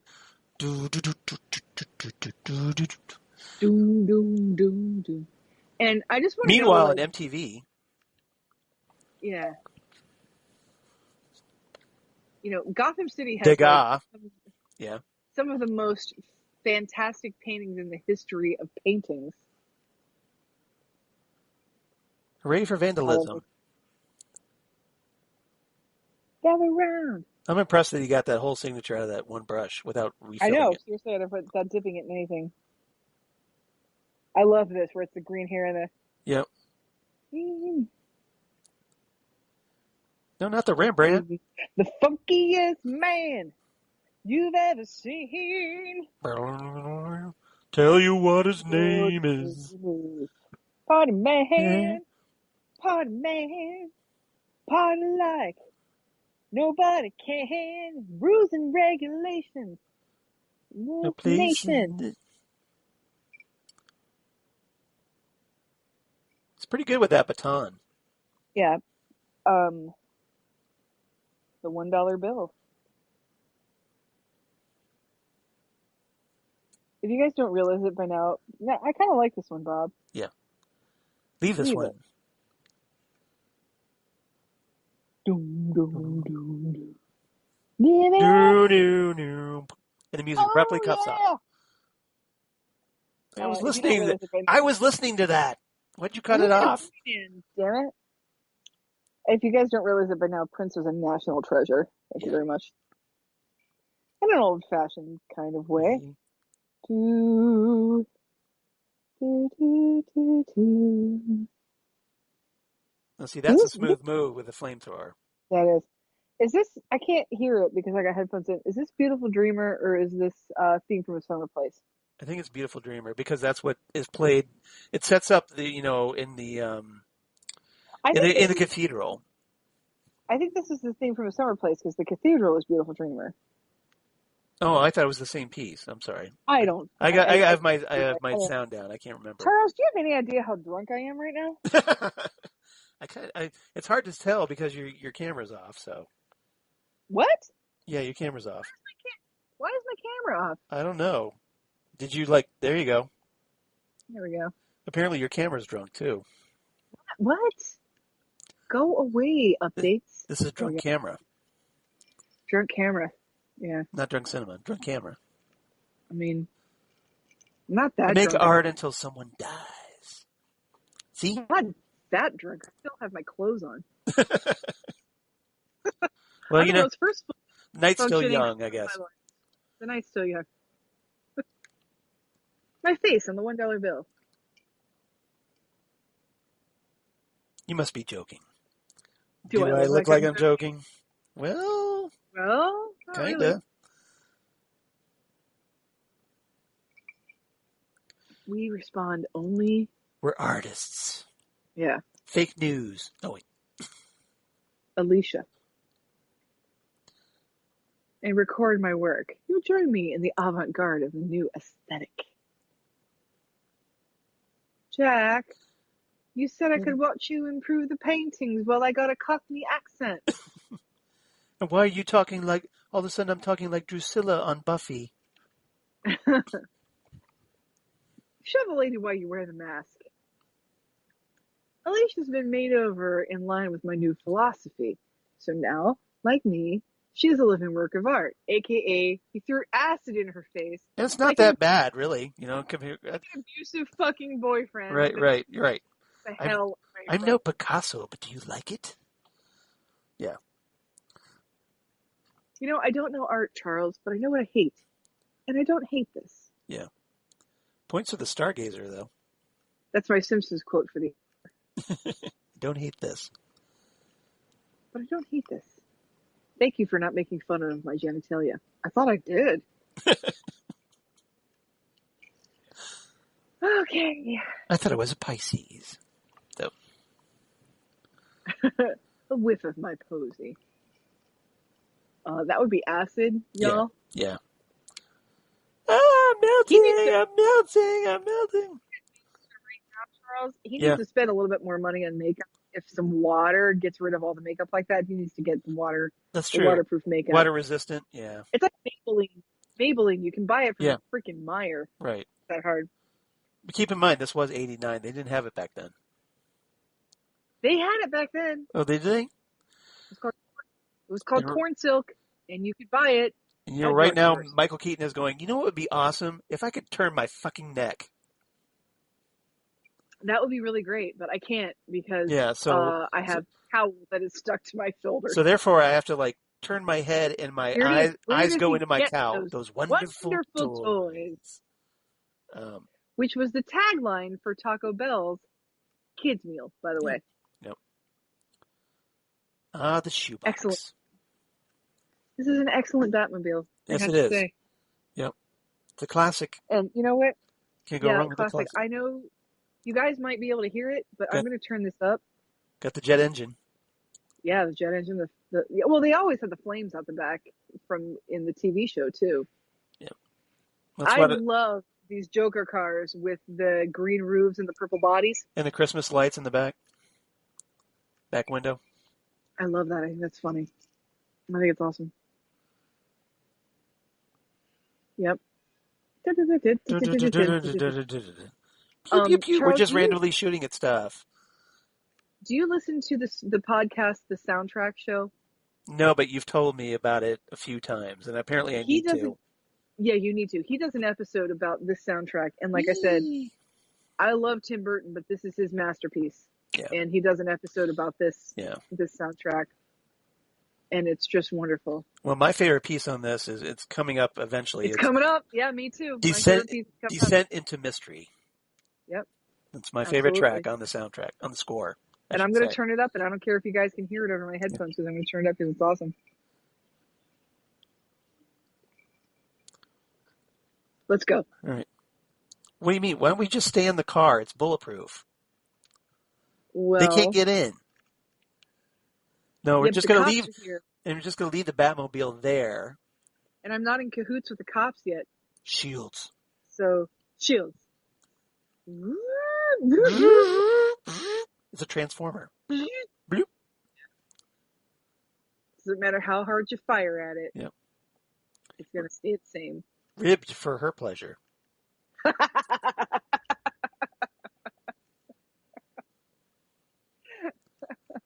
So they say. Oh, time for Batman to do a little fat shaming here. About 108, I think. You weigh a little more than 108. Oh, really? I'm going to tell you something, Charles, because I'm drunk. I'm going to tell you something right now. Yeah. That quote right there accounted for about 5 years of my eating disorders. I can imagine. Yeah. That is not a quote that has aged well. See that thing on my belt? Grab it. Oh, yeah. That's what she said. Oh. That's what she said. Giggity. Giggity. All right. Giggity goo. Pew, pew, pew. Pew, pew, pew. Who is this guy? Check his wallet. I love that line. Yeah. Check his wallet. Wait a minute. That's some kind of body armor. He's human after all. What did you think he was? Yeah, guys? exactly. Do you really think? Do you think it was a real bat? Was this some sort of Kids in the Hall episode where somebody fucked a bat instead of a chicken? Yep.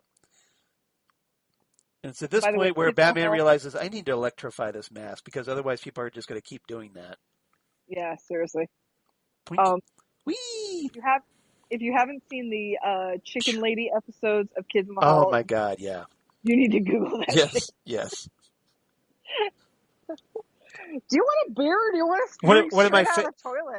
This is like a great homage to Raiders of the Lost Ark. Raiders of the Lost Ark, yeah, exactly. Where he just gets in Morocco.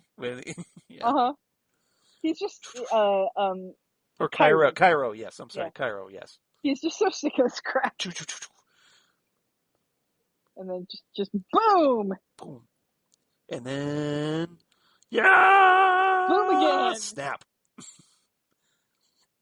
Boot to the head. I just love the come here. Yeah, fuck that. Run away. Keep running.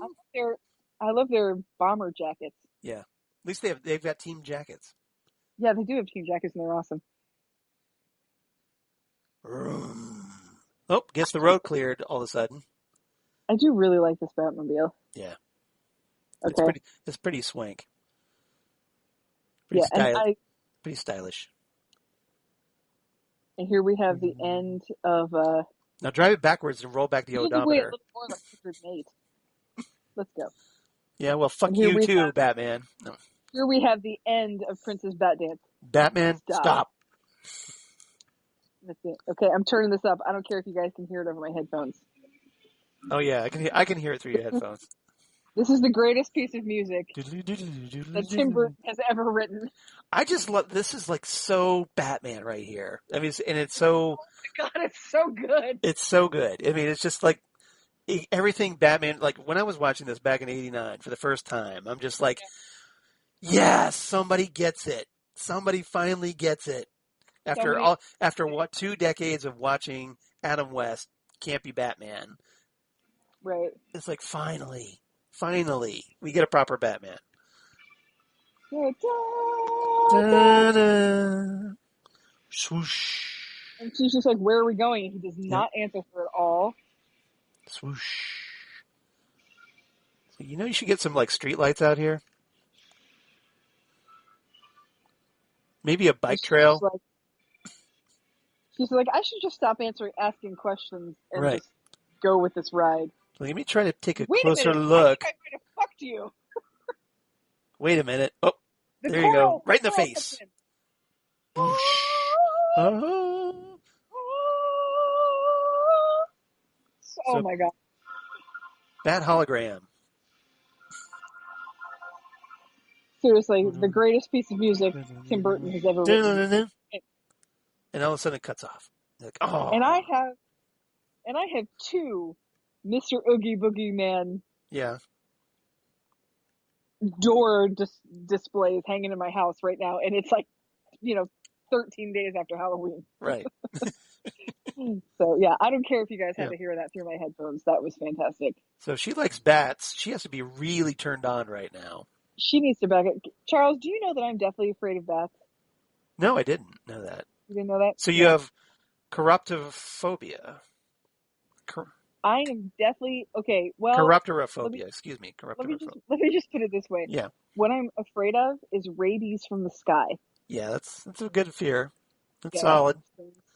I get it. Chris and I, when we were in Brisbane, we went to this park at night, and it was full of fruit bats, which are vegetarian. They're not vampire bats. They don't suck blood or anything. Hence the fruit part. The problem with fruit bats is that they're gigantic. Yeah.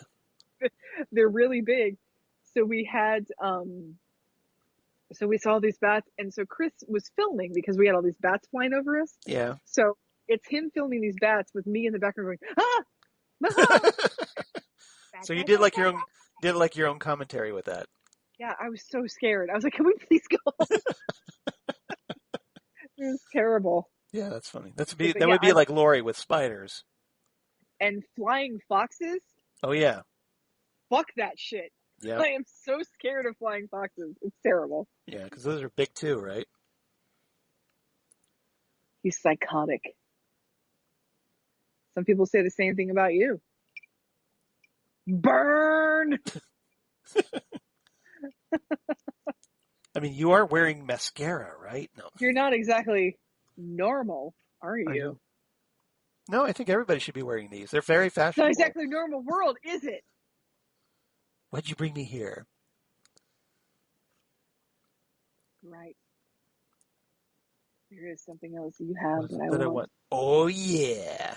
Now, this seems like it's rapey. Yeah.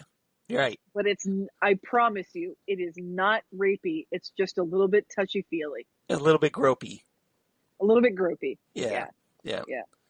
God, I fucking love Vicki Vale's apartment. Right. It's like, he took the film. I love this. This is my favorite Vicki Vale line where she feels her boobs up. Yep. Oh, he took the film. Back when film was a thing that somebody could take. Yeah, right, and keep in their bra, apparently. And I'll tell you something, Charles. Every girl has stashed something in her bra, whether it's money or chapstick or keys or film or whatever. It's a great place to store stuff. It's right there. Yep. It's gonna stay where it stays. It's wonderful. It's better than pockets. Back when newspapers had more than one edition during the day. Yeah. Remember that time? Because there was no internet, and this is how people knew their shit. And they were bigger than a postage stamp. Yeah. Avoid the following combinations. Baby powder, hairspray, and lipstick.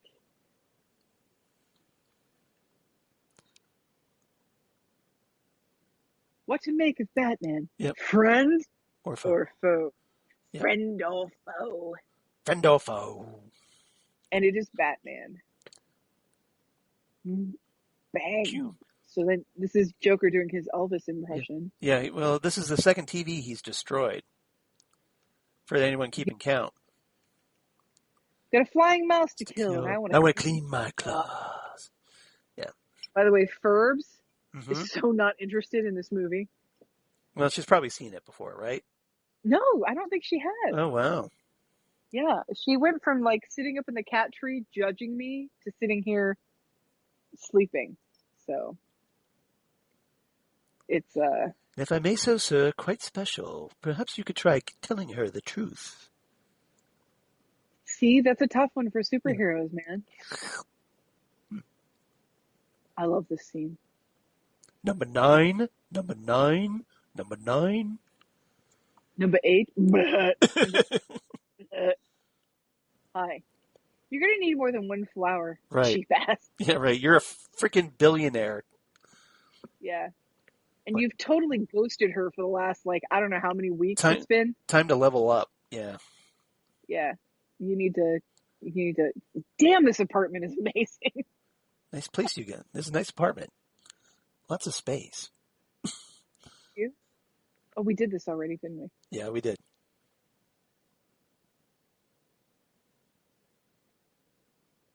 I don't know who you think you are. I'm Batman. I know. I called you, and you lied. You lied about leaving town. Well, let me tell you why. We went to dinner. I thought we felt something, and I trusted you, and I slept with you. I can't believe I did that. Charles, how many times have I said that in my life? Not that many, but enough. Real nice girl, and I like you a lot, but for right now... Shut up. Yep. Something I have to tell you. It's like, bitch, chill. It's good. You're a real nice girl, and I like you a lot, but for right now, shut up. And I gotta tell you... You know how people... I love Keaton's gestures here. He's like, different sides of their personalities. Sometimes, like a person will lead a different life. Oh my God, you're married. No, I'm not married. Michael Keaton, she's a fucking woman, okay? Throws that coat down. Like the woman she is. There's the little... Yeah. Wipes the edge off the stuff out the corner of his mouth. Complex. Complex. Uh-huh. Yeah. All right. You know how a normal person gets up and goes downstairs and eats breakfast and kisses somebody goodbye and goes to a job. You know. And No. Okay. I love the gestures with this. It's so fun. Yeah. It's like very interactive. This reminds me of the scene from Mr. Mom where he's trying to get Kenny to give up the whoopee. Okay. Yeah. Yeah, it's very similar. Okay. You can tell me. All right, and I'm Superman. I'm Superman. I'm Superman. Somebody's not. Oh, Charles, you're going to make me cry thinking about that scene. Yeah. Lois, I have something I have to tell you. Yeah. I'm Batman. Yeah. He wants to tell her, but Jack Napier's here. Miss me? Hey, honey. What's up, Schnookums? Nice place you've got here. Lots of space. Okay, let's see, he grabs the, little tray. His little makeshift Kevlar, shall we say. You run off! With that sideshow phony. Here's the thing. Jack Napier, our first incel. Right. Yeah, pretty much. And Joaquin Phoenix, our most recent incel. Yeah. Yeah. Alicia, threw herself out of the window. But you can't make an omelet without breaking some eggs. Ooh, I have eggs. I should make eggs. Now I want an Eggo. Lego my Eggo. Oh, my beer fell over. Uh-oh. The beer is down. The beer is down. We have a piper who's down. Well, Miss Vale, another rooster in the hen house.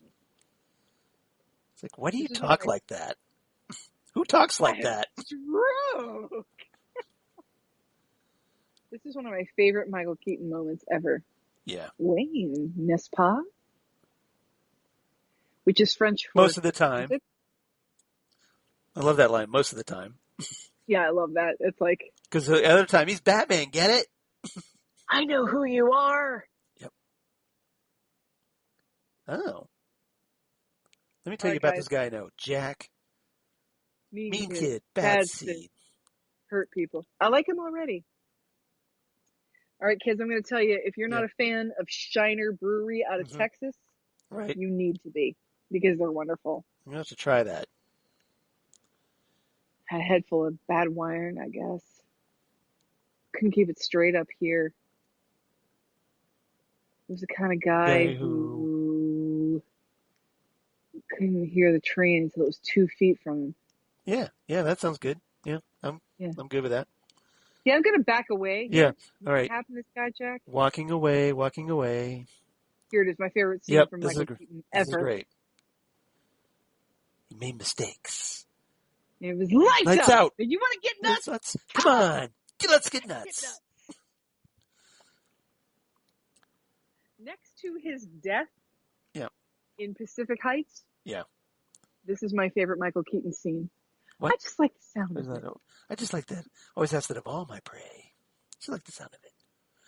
Now he's lucky, like, what if that awkward moment if he would have shot Bruce Wayne in the head? Seriously, never rub another man's Rub his- rhubarb. What? That is excellent. That is What? excellent advice. Rhubarb is notorious for being infested by Japanese beetles, Charles. Oh, yeah. You don't want that in your life. Everybody knows that. Yeah. Need a moment alone, boys. I'm only laughing on the outside. My My smile is just Just skin deep. Indeed. If you could You see can see inside, inside. I'm really crying. I'm really crying. You Would might you join me me? for a weep. This is a great Nicholson scene right here where Yep. he just sort of whoop.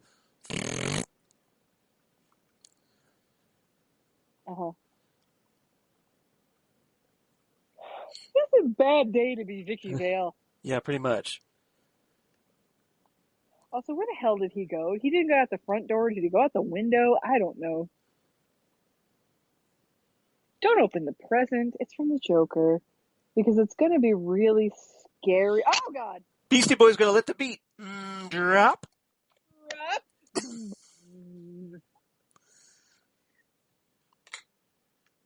Do it! Sorry, I couldn't resist a little intergalactic there. I think your friend Wayne is really messed up. Yeah, right. Your pal Wayne's seriously fucked up, Vicky. Yeah. We need to seriously. talk about this guy. Oh, more good news. I'm having sex with a psychopath. Yep. Which pretty much every girl has probably said in her life. My wife says it all the time. No. Oh, what? For fucking a dead guy? Just over fucking a dead guy. My mom's been fucking a dead guy for 30 years. I call him Dad. Clerks, everybody. Poor kid had to wear that cap. Who's supposed to play this Duster Kid? Well, Turns him apparently, into the Batman. apparently it really messes him up, and he goes out and does years of training and goes out and puts on a batsuit and fights crime. That's good advice, Knox. It's like Tom Hagen. It's business, Sonny. It's not personal. Tom, this man has taken this very, very personal. Good thing he keeps his batsuit in a vault. Yeah. Because, if there's an earthquake. Yeah, I wouldn't want anybody to go into the Batcave and steal it, right? Yeah. Everything else is no okay. The wish to Batmobile, spend my that's few cool. remaining years grieving for the loss of old friends. Or their sons. Or their sons. Michael Gough is so good. So good. He's so good in this one, yeah. Love him. He's like this grandfatherly Alfred. He's the only family I got. Yep. Couldn't find my socks without him.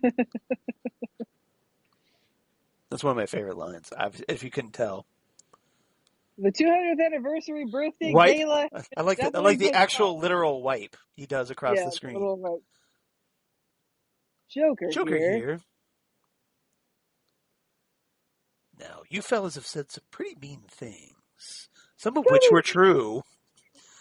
Oh, to that fiend, Boss Grissom. He was a thief and a terrorist. On the other hand, he had a tremendous singing voice. He's dead now. He left me in charge. Now, I can be theatrical and maybe even a little rough. One thing I am not is a killer. Except when I kill. An artist. And I love a good party. So, truce. Commence au festival.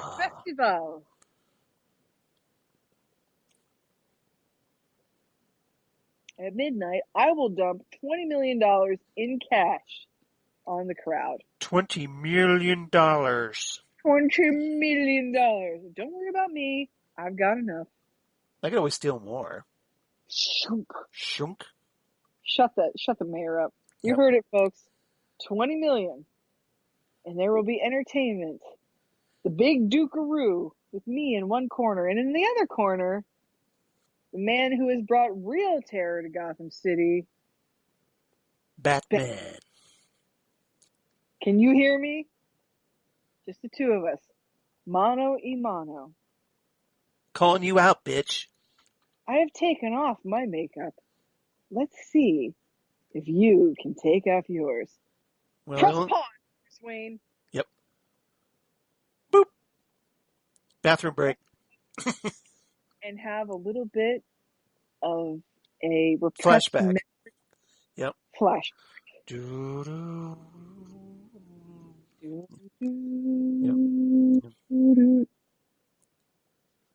Let's flip to the old case book.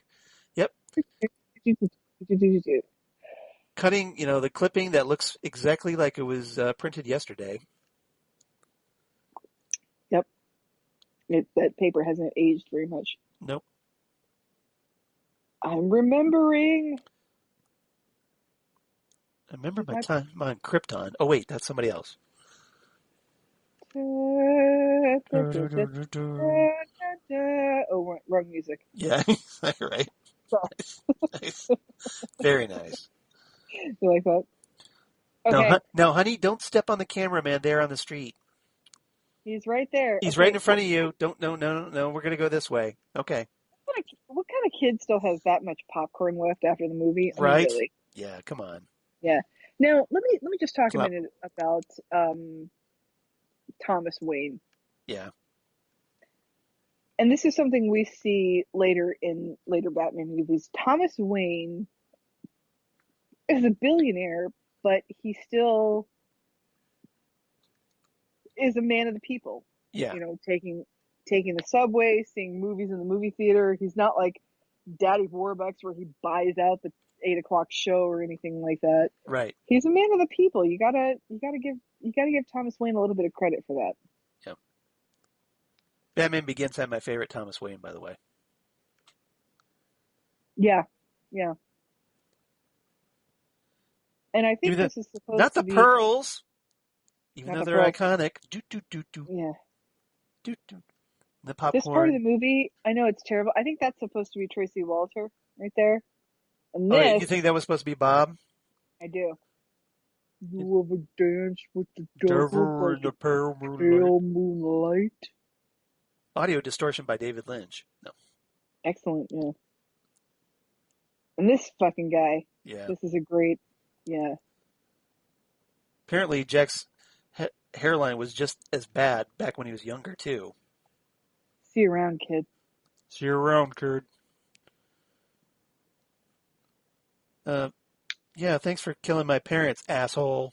Thanks for killing my parents. You want to, maybe adopt my ass? Shithead. Seriously, Alfred? Come on, man.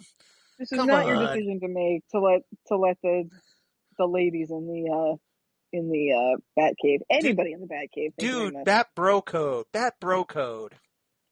This is the most 1989 outfit Yeah.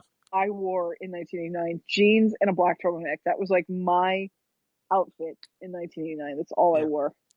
I still wear, jeans with black shirt. So, that's a I still wear classic. That's a jeans and a classic. black turtleneck. Not a mock turtleneck. Well, yes, a mock turtleneck. I will admit it. I will wear a mock turtleneck. It worked for Steve Jobs. Come on. Another night at the palace, and my mock turtleneck just reeks. Whoa, whoa, whoa, whoa. Vicky's wearing a lovely ensemble from the Maddie Hayes collection. Some fly by night. Some fly by day. We'll fly by day. Moonlighting strangers. Look, I tried all of this, but I can't. I just gotta know. Are we gonna love each other? It's not a perfect world. It doesn't have to be a perfect world. Yes, it does. It has to be a perfect world. I just gotta know. Are we gonna try to love each other? Stop the press. Who is that? Who is that? Vicki I'd Vale. like to. But he's out there right now. Now I've gotta go work. Work. Work. See ya. Wait, he was just standing here a minute ago. Yeah, wasn't this just open like 5 minutes ago? Yeah, like Belts. Insignia. Cowl. Michael Keaton. Eyeballs. And apparently he put on makeup when we weren't looking. Yeah. Smear. Then, yeah. Yeah, Sure how that works. Just wait a minute, how did you get past me? I'm going to lose my Wait. job. Poink. And all of a sudden, Batman has machine guns. The Batmobile. There's more to the Batmobile than meets the eye. And we won't talk about all the people that he kills in this. Well, they're bad guys. Yeah, but apparently Batman is a mass man. Batman is a mass murderer. Apparently, Batman is not a nice guy. I mean, that's one of the interesting. Here's what I don't understand about this. Bomb. You see how the bomb falls Bunk, bunk. and then rolls under the car, Yeah. but then blow the car up? It That makes doesn't. no sense. Yeah, it doesn't at all. No. Yeah, that's always bothered me. Yeah. The car is still standing. Oh, wait. I've always wanted to do this. Okay, so explain to me how Axis Chemicals, Yeah. what do they do? Like, how is this not creating a cloud of noxious gas? Right. Oh, Right. Well, apparently the fire will, take care of any untoxic fumes, I guess. Fire cleanses all, apparently. Yep. Is the great Hey, purifier. can we get somebody else to do this? The fumes of that place. Yep. Don't worry. Junior Birdman! It's me! Don't worry. Years later, Harley Quinn will blow it up. Interesting that he calls him Junior Birdman, and Yeah. then he was nominated for an Birdman, Oscar. yeah. Yep. Birdman. Foreshadowing. If you haven't seen it, it's excellent. Yep. Here we have Trust. Princess 200 Balloons. Doodle-doodle-doodle-doodle-doodle. Princess 200 Balloons, which is available as, if you were able to buy the 3-disc version Yep. of Prince's Best of back in the 90s. Or if you had the single The single of of Batman. Party Man. Oh, is it Party Man? I think it's Party Man. I'm not sure. One of the two. Yeah. Singles, you Yeah. guys. Remember Singles? If you're too young for that shit, Google it because Google it was it. amazing. Yeah. It was basically a cassette version of a 45. I want to say it was Bat Dance because I feel like I had this song and I only had Bat Dance. Well, maybe it was. It's one of those. I don't know. I'm too drunk to Google shit right now. Let me go into my This is archive the world- boxes and pull out those singles. But Well, I've got the Prince Best of 3-disc. Thank you very much. there you go. Because Prince is fucking amazing, and I hate that I have to live in a world without Prince. I'll have to live in a world without David Bowie, so we're even. We have to live in a world without David Bowie, Prince, and Tom Petty. I don't know why we're even so bothering. Yeah. So, you guys, Prince has been one of my favorite artists since I was probably 8 years old. And he's amazing. And I just recently got like the multi-disc special edition version of Sign of the Times, which is, in my opinion, Prince's masterpiece. And it was worth every penny. I'm so excited I got it.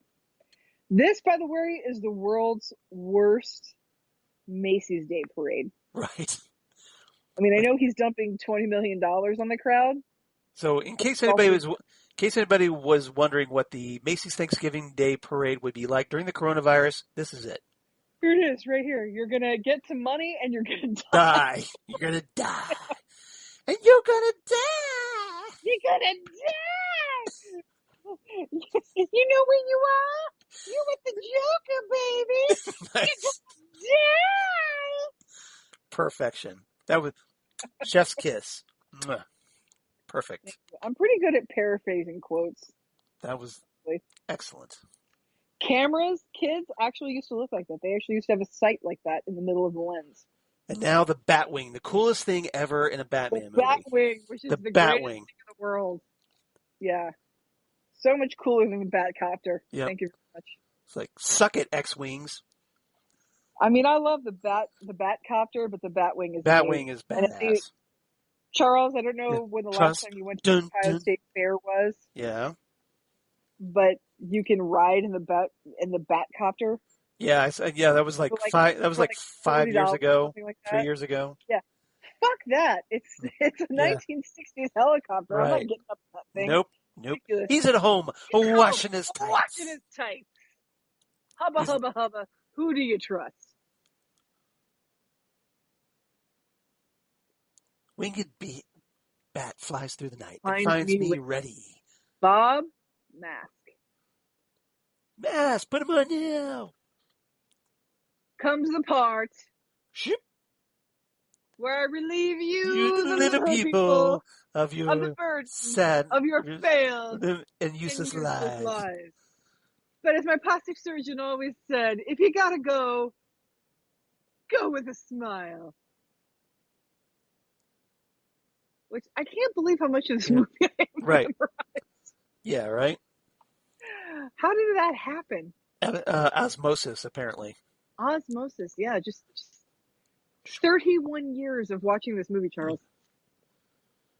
Because it's gonna be really great when they do digital cameras. I bought this movie for my family as a family Christmas gift, Christmas of 1989. Yeah.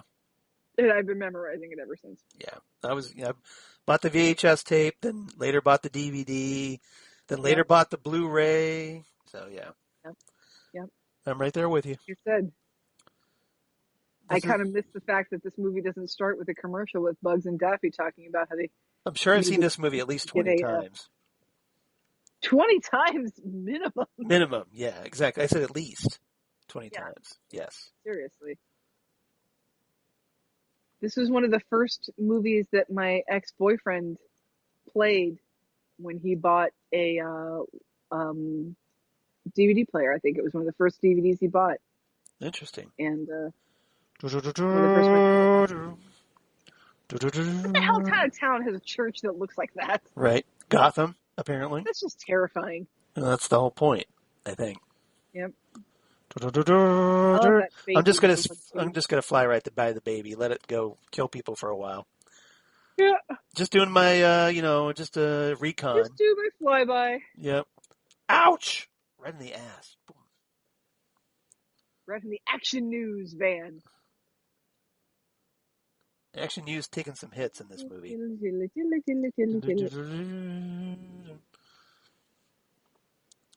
Yeah, I love how the balloon gets like a bigger neck once it's pushing out all of the gas. Apparently it has a nose erection, but... Yeah, well, Uh-oh. Knox. Is that Smilex gas in you, or are you just happy to see me? I'm just happy to see you. Poor Knox falls asleep in a trash bag full of... Feathers, apparently. Yeah. I don't know. Yep. And apparently he's immune from the gas at this point. That's apparently, I think that's Shrek's department store throwing out all of it. Yeah, watch out for falling Michelle Pfeiffers, everyone. Seriously. Actually, it's a lot. Everything that is bat related is like a total Swiss Army knife. My balloons.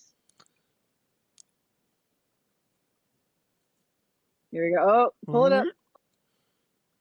Stupid G-Force. He stole my balloons. Stole my balloons. Those are my balloons. A naked American man stole my balloons. 99 Luftballons. Everyone's a Captain Kirk. Aw. This is It's sad. sad. I don't like this. Gonna need a moment alone, boys. Yeah, right. Bob? He stole my balloons! Why didn't somebody tell me he had one of those things? Bob? Good. I feel bad for Bob. Yep. Bang, you're dead. Maybe a minute or two alone, boys. I feel so bad for Bob. All he ever did was serve the Joker. Yep. This is why you don't serve supervillains, people. Nope. It ends never ends well. Our soundtrack, ladies and gentlemen. Yep. He did the logo. He did the signal thing. It's like, I'm just going to fly up to the moon for no reason. Yeah, because it looks pretty cool. Looks pretty badass, right? Well, playing in that one scene. I know people are dying, but I want to do this move thing first. The can you read my mind thing, but, you know. Yep. I don't know what I'm He should run into Chris Reeve and Margot Kidder up there. Oh, my good Lord. In a just world. No. Do you know what it is that you do to me? I don't know who you are. Just a man from another star. Here I am like a kid out of school. Come on, you gruesome son of a bitch. Come to me. Come on. I'm not going to do the whole Superman thing. No, that's all right. That's all right. You get teary-eyed. Turn off your targeting computer. What's wrong? Stay on target. Stay on target. Stay on target. He's breaking up. Stay on target. Negative. Go in. Just impacted on the crater. Sure.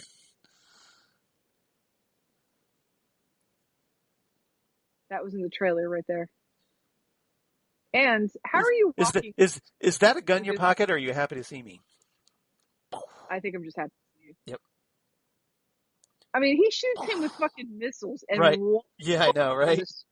Gun. Yep. Gets that. Right. It's a gag. Get it? For real? Safe. He's out of there. Holy cow, I think he's going to make it. Stop right there. I got to know right now. Before we get to the cathedral, do you love me? Will you love me forever? Do you need me? Running.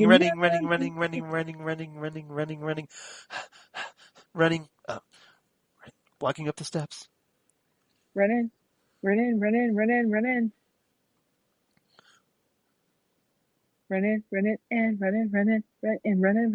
Let's get it started.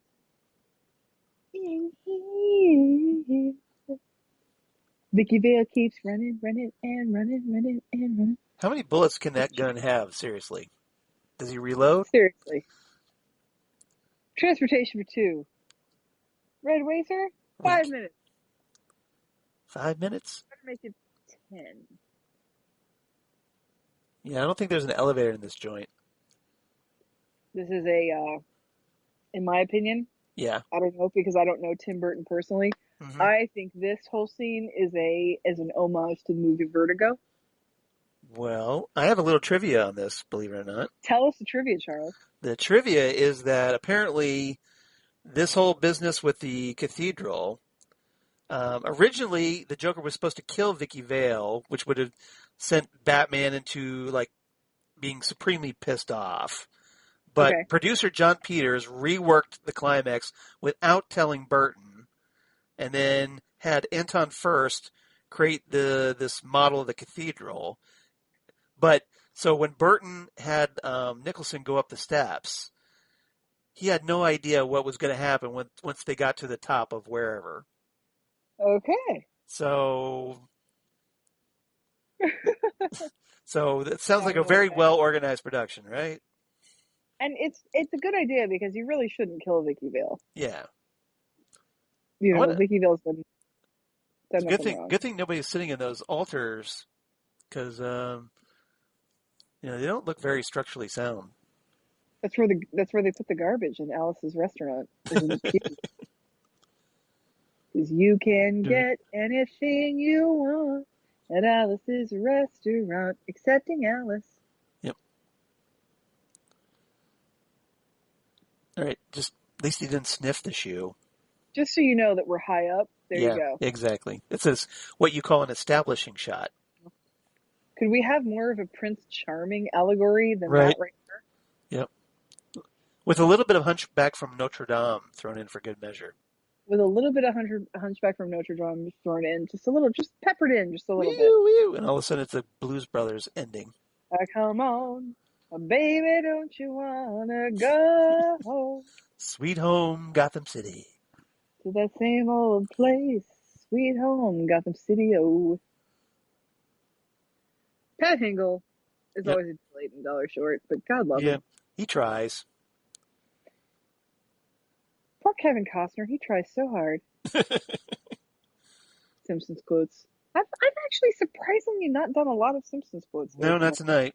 It hasn't really. I'm surprised at that. As a drunk, I'm really, really drunk. Well, you're just really in the Batman zone, apparently. I'm in the highway to the Bat zone. I'm also really, really drunk. But it's making for a great podcast, trust me. I hope so. I think you guys so. are enjoying. Yeah, I hope everybody you guys out there is are enjoying the themselves. I know I'm enjoying it. I hope everybody is. If nothing else, I think Charles and I are enjoying ourselves. Yeah, exactly. More than they just, like, we hope you're enjoying it, but at the very least, we're enjoying it. We're enjoying it, yeah. Yeah. Because, frankly, Charles and I should probably do this anyway, right. with or without you guys. But you brought up the great point, Xan, that if we're going to do this, we might as well record it, right? If we're going to do it, Charles, yes, do it with a smile. There you go. Yeah, there you go. Nice. Oh, see, now I can't move a bell. We can't. Well, there's like look, there's like I know I think it's like 800 pounds. Climb over that bell. There's my God. Yeah, so it's like I pushed it a little bit, so I guess we have to give up, right? Right to the. Let's just go down. There's a bar over there, right? Come on, move. Let's go to the bar.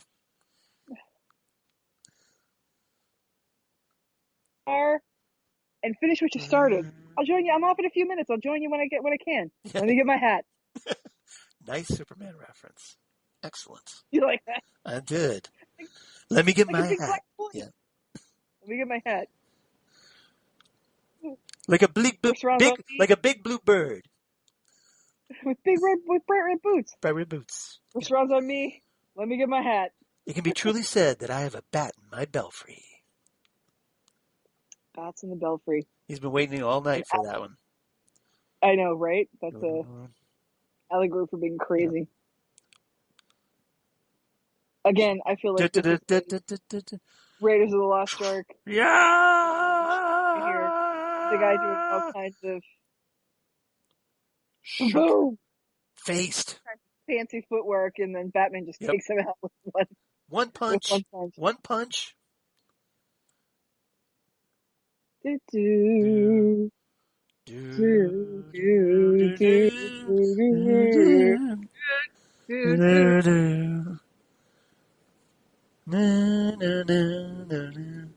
love this guy that just falls through the fucking floor. What part of structurally unsound do you not get, big dude? I know, right? What part of old condemned part of this fucking cathedral makes now this guy at least gives him a run for his money here. He does, yeah. This guy at least tries. Yeah. He's actually does he have a mace or just chains? Chains. I think it's just chains lying around. Okay. Because you just have them lying around in a belfry, right? There you go. I'm going to go ahead and say that this Vicki Vale dancing that she's doing here is reminiscent of her last dance as Mary Jane when she was in the Tom Petty video as a dead person. Right. So, excellent job. Without you, I wouldn't want to go on. Go on. Ba-bang! Bang. Get it?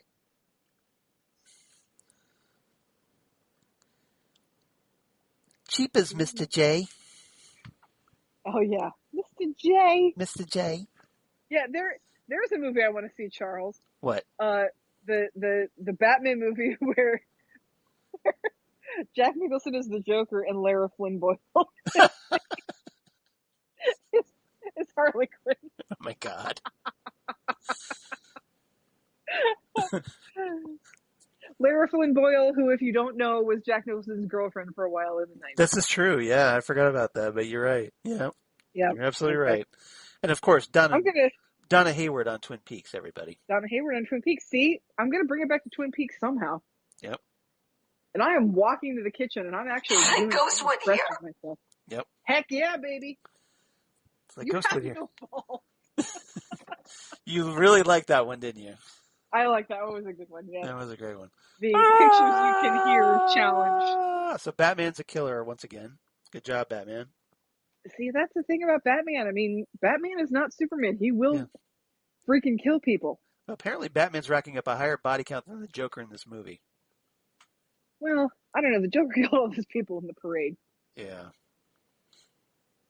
But Batman blew up all those guys in the Axis Chemicals. Yeah, there was like 8 guys though. There were like Well, there could have been like security guards, locked up. What is this going to be? Is this going to be some sort of a Clerks argument about how people Maybe. are independent contractors building the Death Star? Maybe. No, I still say that the parade All right. was more people. Oh, I guess I have to be a not. distraction now. So Yeah. let me act all turned on. I love purple. I like how she catches a thread on his. Gotta get that out. And I love how he's like, Yeah. really? We do. Dear Penthouse Forum, you'll never believe what happened to me It today. happened to me today.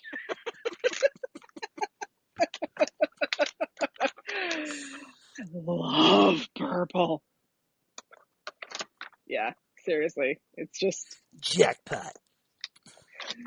Giggity. Jackpot! Giggity.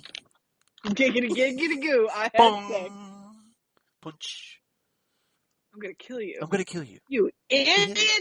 I'm the bad guy. You I'm made me, remember? I'm the one who's supposed to kill people. You're the hero. Don't think that I I didn't did try. try. I know you did. Doof. You wouldn't hit a guy with Yeah. glasses, would you? I'm getting ahead of myself here. You want to get nuts? Come on, let's get nuts. Let's get nuts. I'm gonna eat some salami so I don't get too ahead of myself. Well, the movie's almost over, so. You're Yeah, good. but I'm really drunk. I'm gonna eat some salami. Okay. Yeah, See- body armor. Get it? Didn't your goons tell you about it? Body armor. What? You killed was my a- parents. Parents. I killed a lot of parents. Come on, be more specific. You gotta give me some more details because what? Like at Keys, Right? at shopping center, what? Right. In your house? What do you mean? Was it in front of the Monarch Theater? Oh, that. Yeah, that I remember. Glasses, would you? Would you? Yoink, Yeah. Yoink. yoink. Better be sure. Are you sure? What are you laughing at? Be careful. That could be like a Doctor Who monster. They really could, yeah. Frankly. Let me lend you a hand. Lend you a hand. And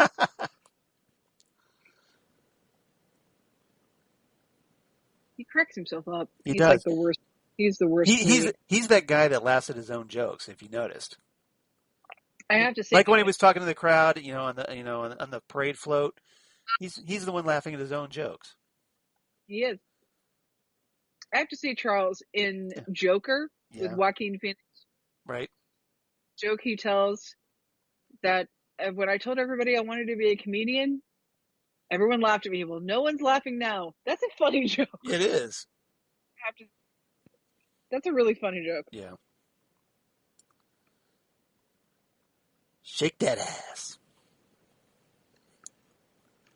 Shake that plaid ass. Right.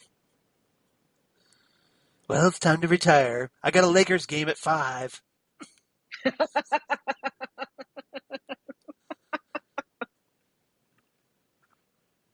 I love all the Joker's stuff. Like, I love Yep. that green purple. Right. Sometimes I just kill myself. Foreshadowing. Mm-hmm. Yeah, we're foreshadowing here a little, just a little. Yep. Which is the one positive of this movie, because Charles, as you know, my favorite Batman villain is the Penguin. I did not know that. Did you not know that? I did not know that. I learned something today. My favorite Batman villain is the Penguin, be it Paul Williams, be it Burgess Meredith. I love the Penguin. But I noticed Danny DeVito did not enter on that list. Danny DeVito's fine as a Tim Burton Penguin, but Burgess Meredith and Paul Williams are my favorites. Yeah, well, soon you have a Colin Farrell. I know. I'm very interested in that. I'm very, very interested in that. We'll see how that plays out. Thanks to my friend Neil Cameron, I got to see Tenet. And I got to see Tenet on Monday. Yeah. What'd you think? It was wonderful. And good, Robert Pattinson is wonderful in it. And I'm very interested to see him as Batman. As much as I love the Penguin, the Joker is Batman's ultimate nemesis. And to see him die in this is a little bit of a little depressing. It was, and I kind of felt the same way because I was a little surprised that it was so definitive. Right. Like, because obviously, reading all those Batman comics as a kid and whatnot, you would think that if he would have fell, he would have fallen into shadow. We wouldn't have known what happened to him. Yeah. It's like, there's a laughing bag. Yeah, this was an actual toy in the 70s. Or earlier too, I believe. Yeah. It's a novelty gag. It's a novelty box. Yeah. And it was literally this thing. It was literally this Yeah. You shake it up and it would start laughing. Really creepily. Yeah, it was very, very creepy, but it was an actual toy you could buy for children in the 70s. The reign of crime is over, finally. Yeah, for a year, 2 years? Right. We don't know how long it went. It's like we finally got the rest of the guys. Until Max Schreck came in and built his department store. Right. Take care. Oh, Maximilians. That's my name. Don't wear it out, Maximilians, or I'll make you buy me a new one. Nice.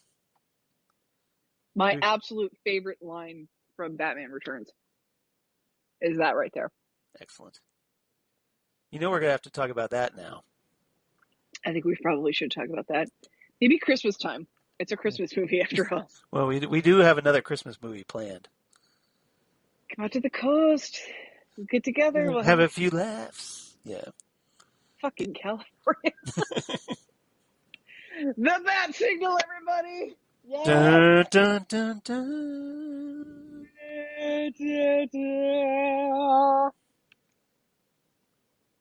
Yeah, here's Vicki Vale feeling all wistful and knowing when she sees that will be her boyfriend that she can never be with. That's a pretty cool animated signal. Yeah. It is a pretty cool animated signal, yeah. Yeah.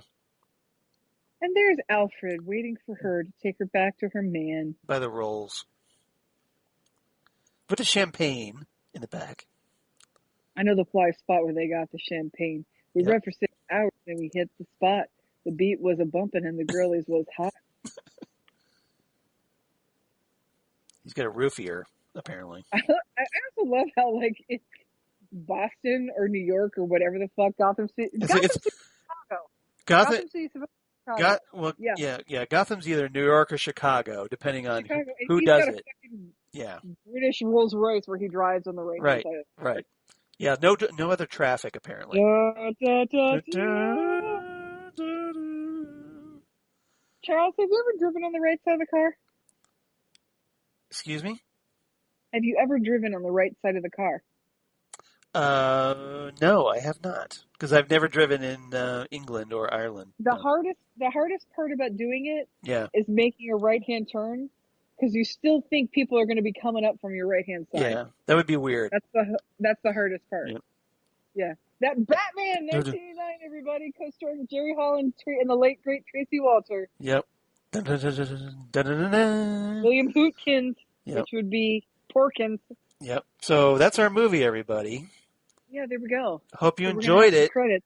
These credits are going to be a while, so we probably... These credits are going to be quite a while. Yeah. And there's nothing at the end because, hey, this is the 80s.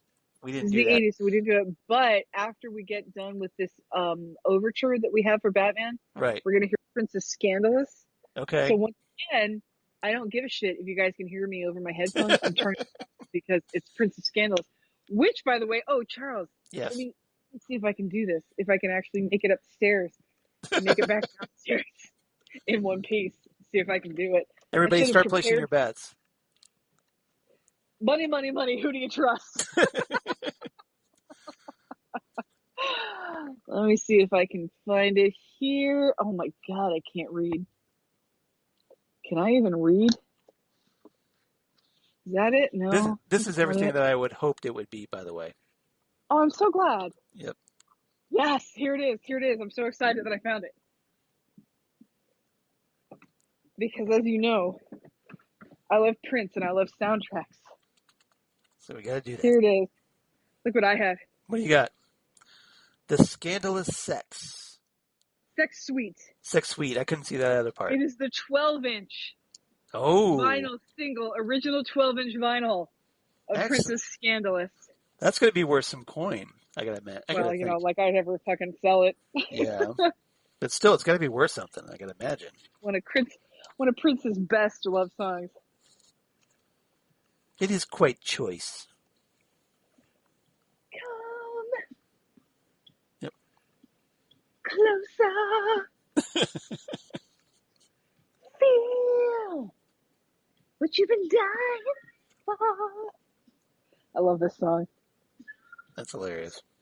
All right, so while we're listening to this, what's your rating for this one? And my rating for this one? Oh, Yeah. Wow. That's a really good question. I've never really thought about that. I'm going to have to give this one, let's see, 9 out of 10 acid-soaked Jerry Halls. Nice. And the reason for that is I feel like there is a film noir nature to Batman. Right. That was really well captured by Tim Burton. And granted, this is very much Tim Burton's Batman. But I absolutely love it. I mean, there are some people who don't particularly like the addition of Prince, Eastman. He came out of the East to do battle with the amazing Batman. Anyway, there were some people that didn't like the addition of the Prince music into the Batman, and I felt like you were right about Theme from the Summer Place, by the way. Thank you very much. I just noticed it in the credits, so I was like, "Oh, she's right. She's right about that." I feel like Tim Burton and Batman are a wonderful, wonderful match. Even though this very much is Tim Burton's Batman. Yeah. Some people had a hard time with the Prince music being in. I remember hearing people complain about Nicholson dancing to Prince music, but I really felt like the two complement each other very, very well. And I absolutely adore this movie. What about you, Charles? Well, I love this movie so much, but obviously we get better Batman movies. Do we? Yeah, we do. I guess the Dark Knight. Yeah, exactly. Yeah, so that's a really good one. Thank you. So I'm going to give this one 8.5 badass Batwings. Badass Batwings. Badass for Batwings. Sure. Yeah, because love me some Batwings. Yeah. If you gotta go extra spicy. No. Super crispy. Almost burnt. Cremated. Everything comes back to Twin Peaks in one way or another, Charles. Exactly. You know it does. No, Brian, don't eat those. Those Batwings are really spicy. Hey, are you going to finish your wings? What's that quote from, Charles? I don't know. What's that one? You got me. You stumped me. Three Amigos. Three Amigos. Okay. Where they're eating roast bat over the campfire. Hey, are you going to finish your wings? Nice. And it's bat wings. All right. So we don't have any email because, hey, it's our very first episode. It's our very first episode, so I don't blame people for not emailing us because they didn't know this was going to happen. Especially since we didn't tell them we were going to be doing this, and we kind of tried to surprise it on them a little bit. But if you want to write in for next time, for episode 2, whenever we do that, we hope you write in. Write to us at drunkcinemapodcast@gmail.com. The Gmail. That's drunkcinemapodcast@gmail.com. Or you can follow us on Twitter at drunkcinemacast. That's at drunkcinemacast on Twitter. Or you can find us on the Facebook at Drunk Cinema. You should. So please like and follow us there. I believe we've already got like close to 30 likes on Facebook already, which is amazing. Yeah, and tell us. And we're recording our first episode now, so that's awesome. Yeah, tell us what you want us to drunk cinema because we are always looking for movies to watch while we're drunk. Yep. So if you enjoyed our little nonsense here as we had our beverages and we kicked back and threw out a ton of pop culture references at you. You know what I just realized? I just looked at Facebook 23 minutes ago. You know who gave us a like on Drunk Cinema? Who did? My dad. Yes. Yeah. We got Xan's dad, everybody. What's up, Daddy-o? So, Daddy, tell me what you want us to do for a movie, and I know the answer is King Kong. So hopefully Xan's dad is enjoying his daughter drinking tonight. This is the first time. I'm 4 years old. If I know my dad, he would like to hear us do either King Kong or the Maltese Falcon. Maltese Falcon is probably my dad's favorite movie. I like Maltese Falcon. I could deal with that. I could totally fucking do the Maltese Falcon because that movie is badass. That's a good movie. Definitely. So yeah, we'd love to hear from you if you got any thoughts about what movies we should do, like Xan said, or if you got any thoughts about Batman 1989, or just your thoughts on our very first episode. I know it's, like I said, this is something new for us. We're trying a little something different here as we're reviewing movies instead of TV episodes. So let us know how it worked, or if it didn't. Love to hear your thoughts. Write to us. And Xan, where can they reach you if you're still capable of telling people how they can reach you? Correct me if I'm wrong, Charles. Yes, I will. But I can be found on the Twitters and on the Instagrams as Udinax19. Mm-hmm. Facebook is Xan Sprouse. And people can hear me relatively sober discuss Twin Peaks and all things tangentially David Lynch related on Ghost for the Twin Peaks podcast with you, Charles Skaggs. Yes. And they can hear me always sober discussing Oscar winners for Best Picture on Gold Standard, the Oscars podcast with our friends DJ Nick and Rachel Friend. Yep. Where we just recently did Gone with the Wind. So yeah, I need to listen to that. It's an interesting conversation. That's one of my plans for this weekend. Is I want to sit down and enjoy that. It was an interesting watch because I watched it. Because I know you have some issues with this movie, obviously. Well, I had never seen it until Wednesday. Really? I'd never seen it before. That was the first time you saw Gone with a Wind. I have been avoiding that racist piece of shit for 44 years. Well, I've seen that movie at least 8 times, I wouldn't say. Yeah, it was one that I was avoiding, but I gotta say, because my wife Laura is a huge fan of that movie. That's why I've seen it so much.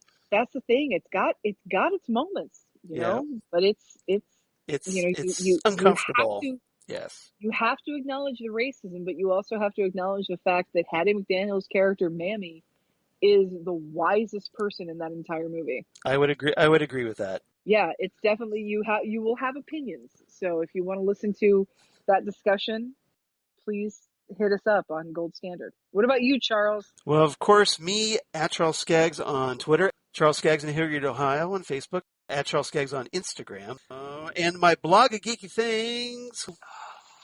Damn good coffee and hot.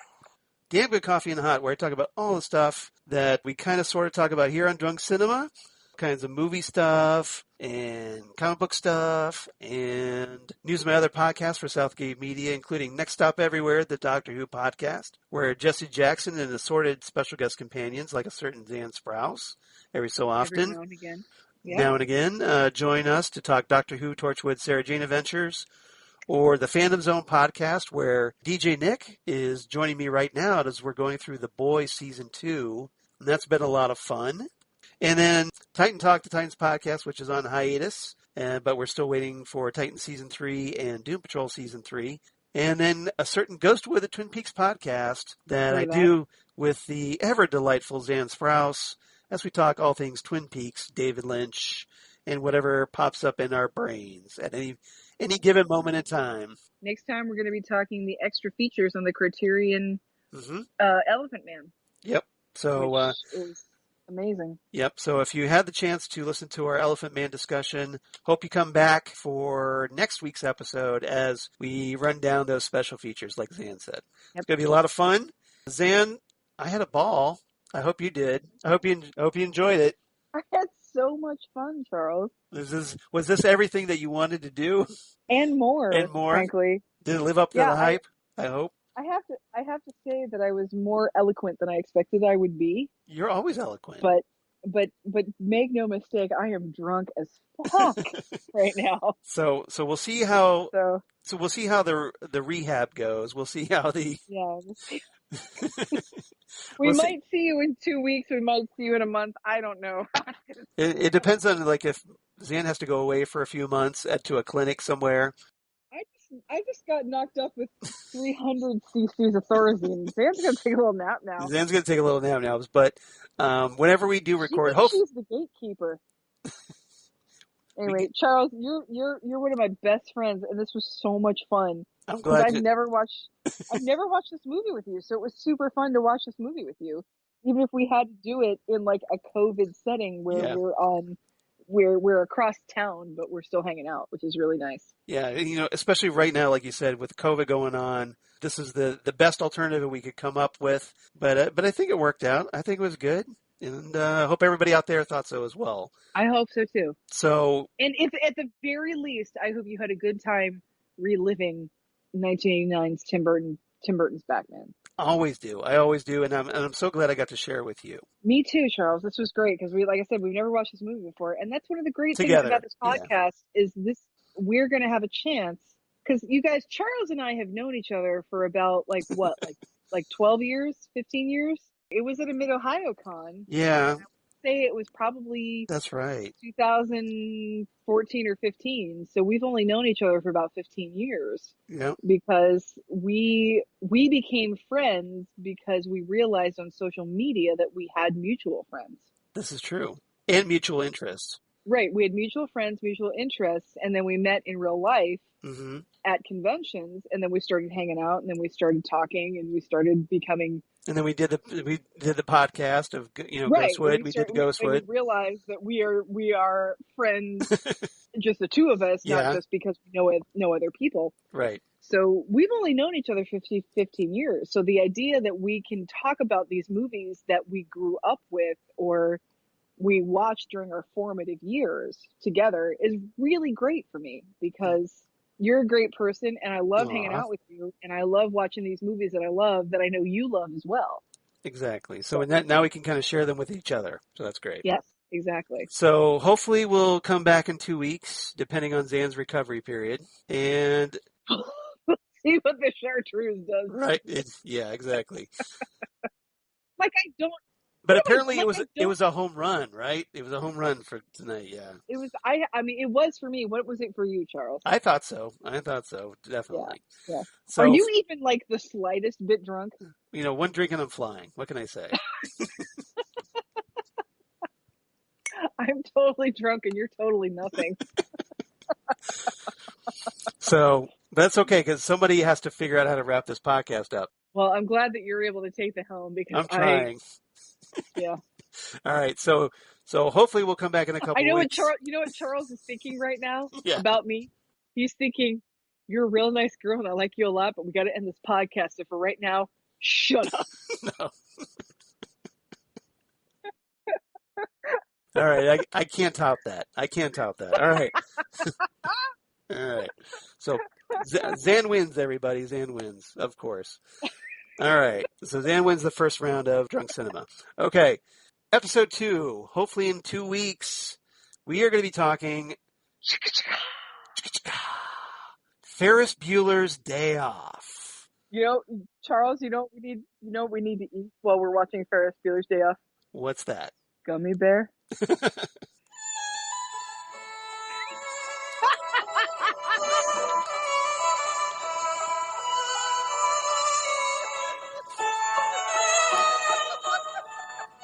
All right, can resist. Only the meat get pinched, the bold survive.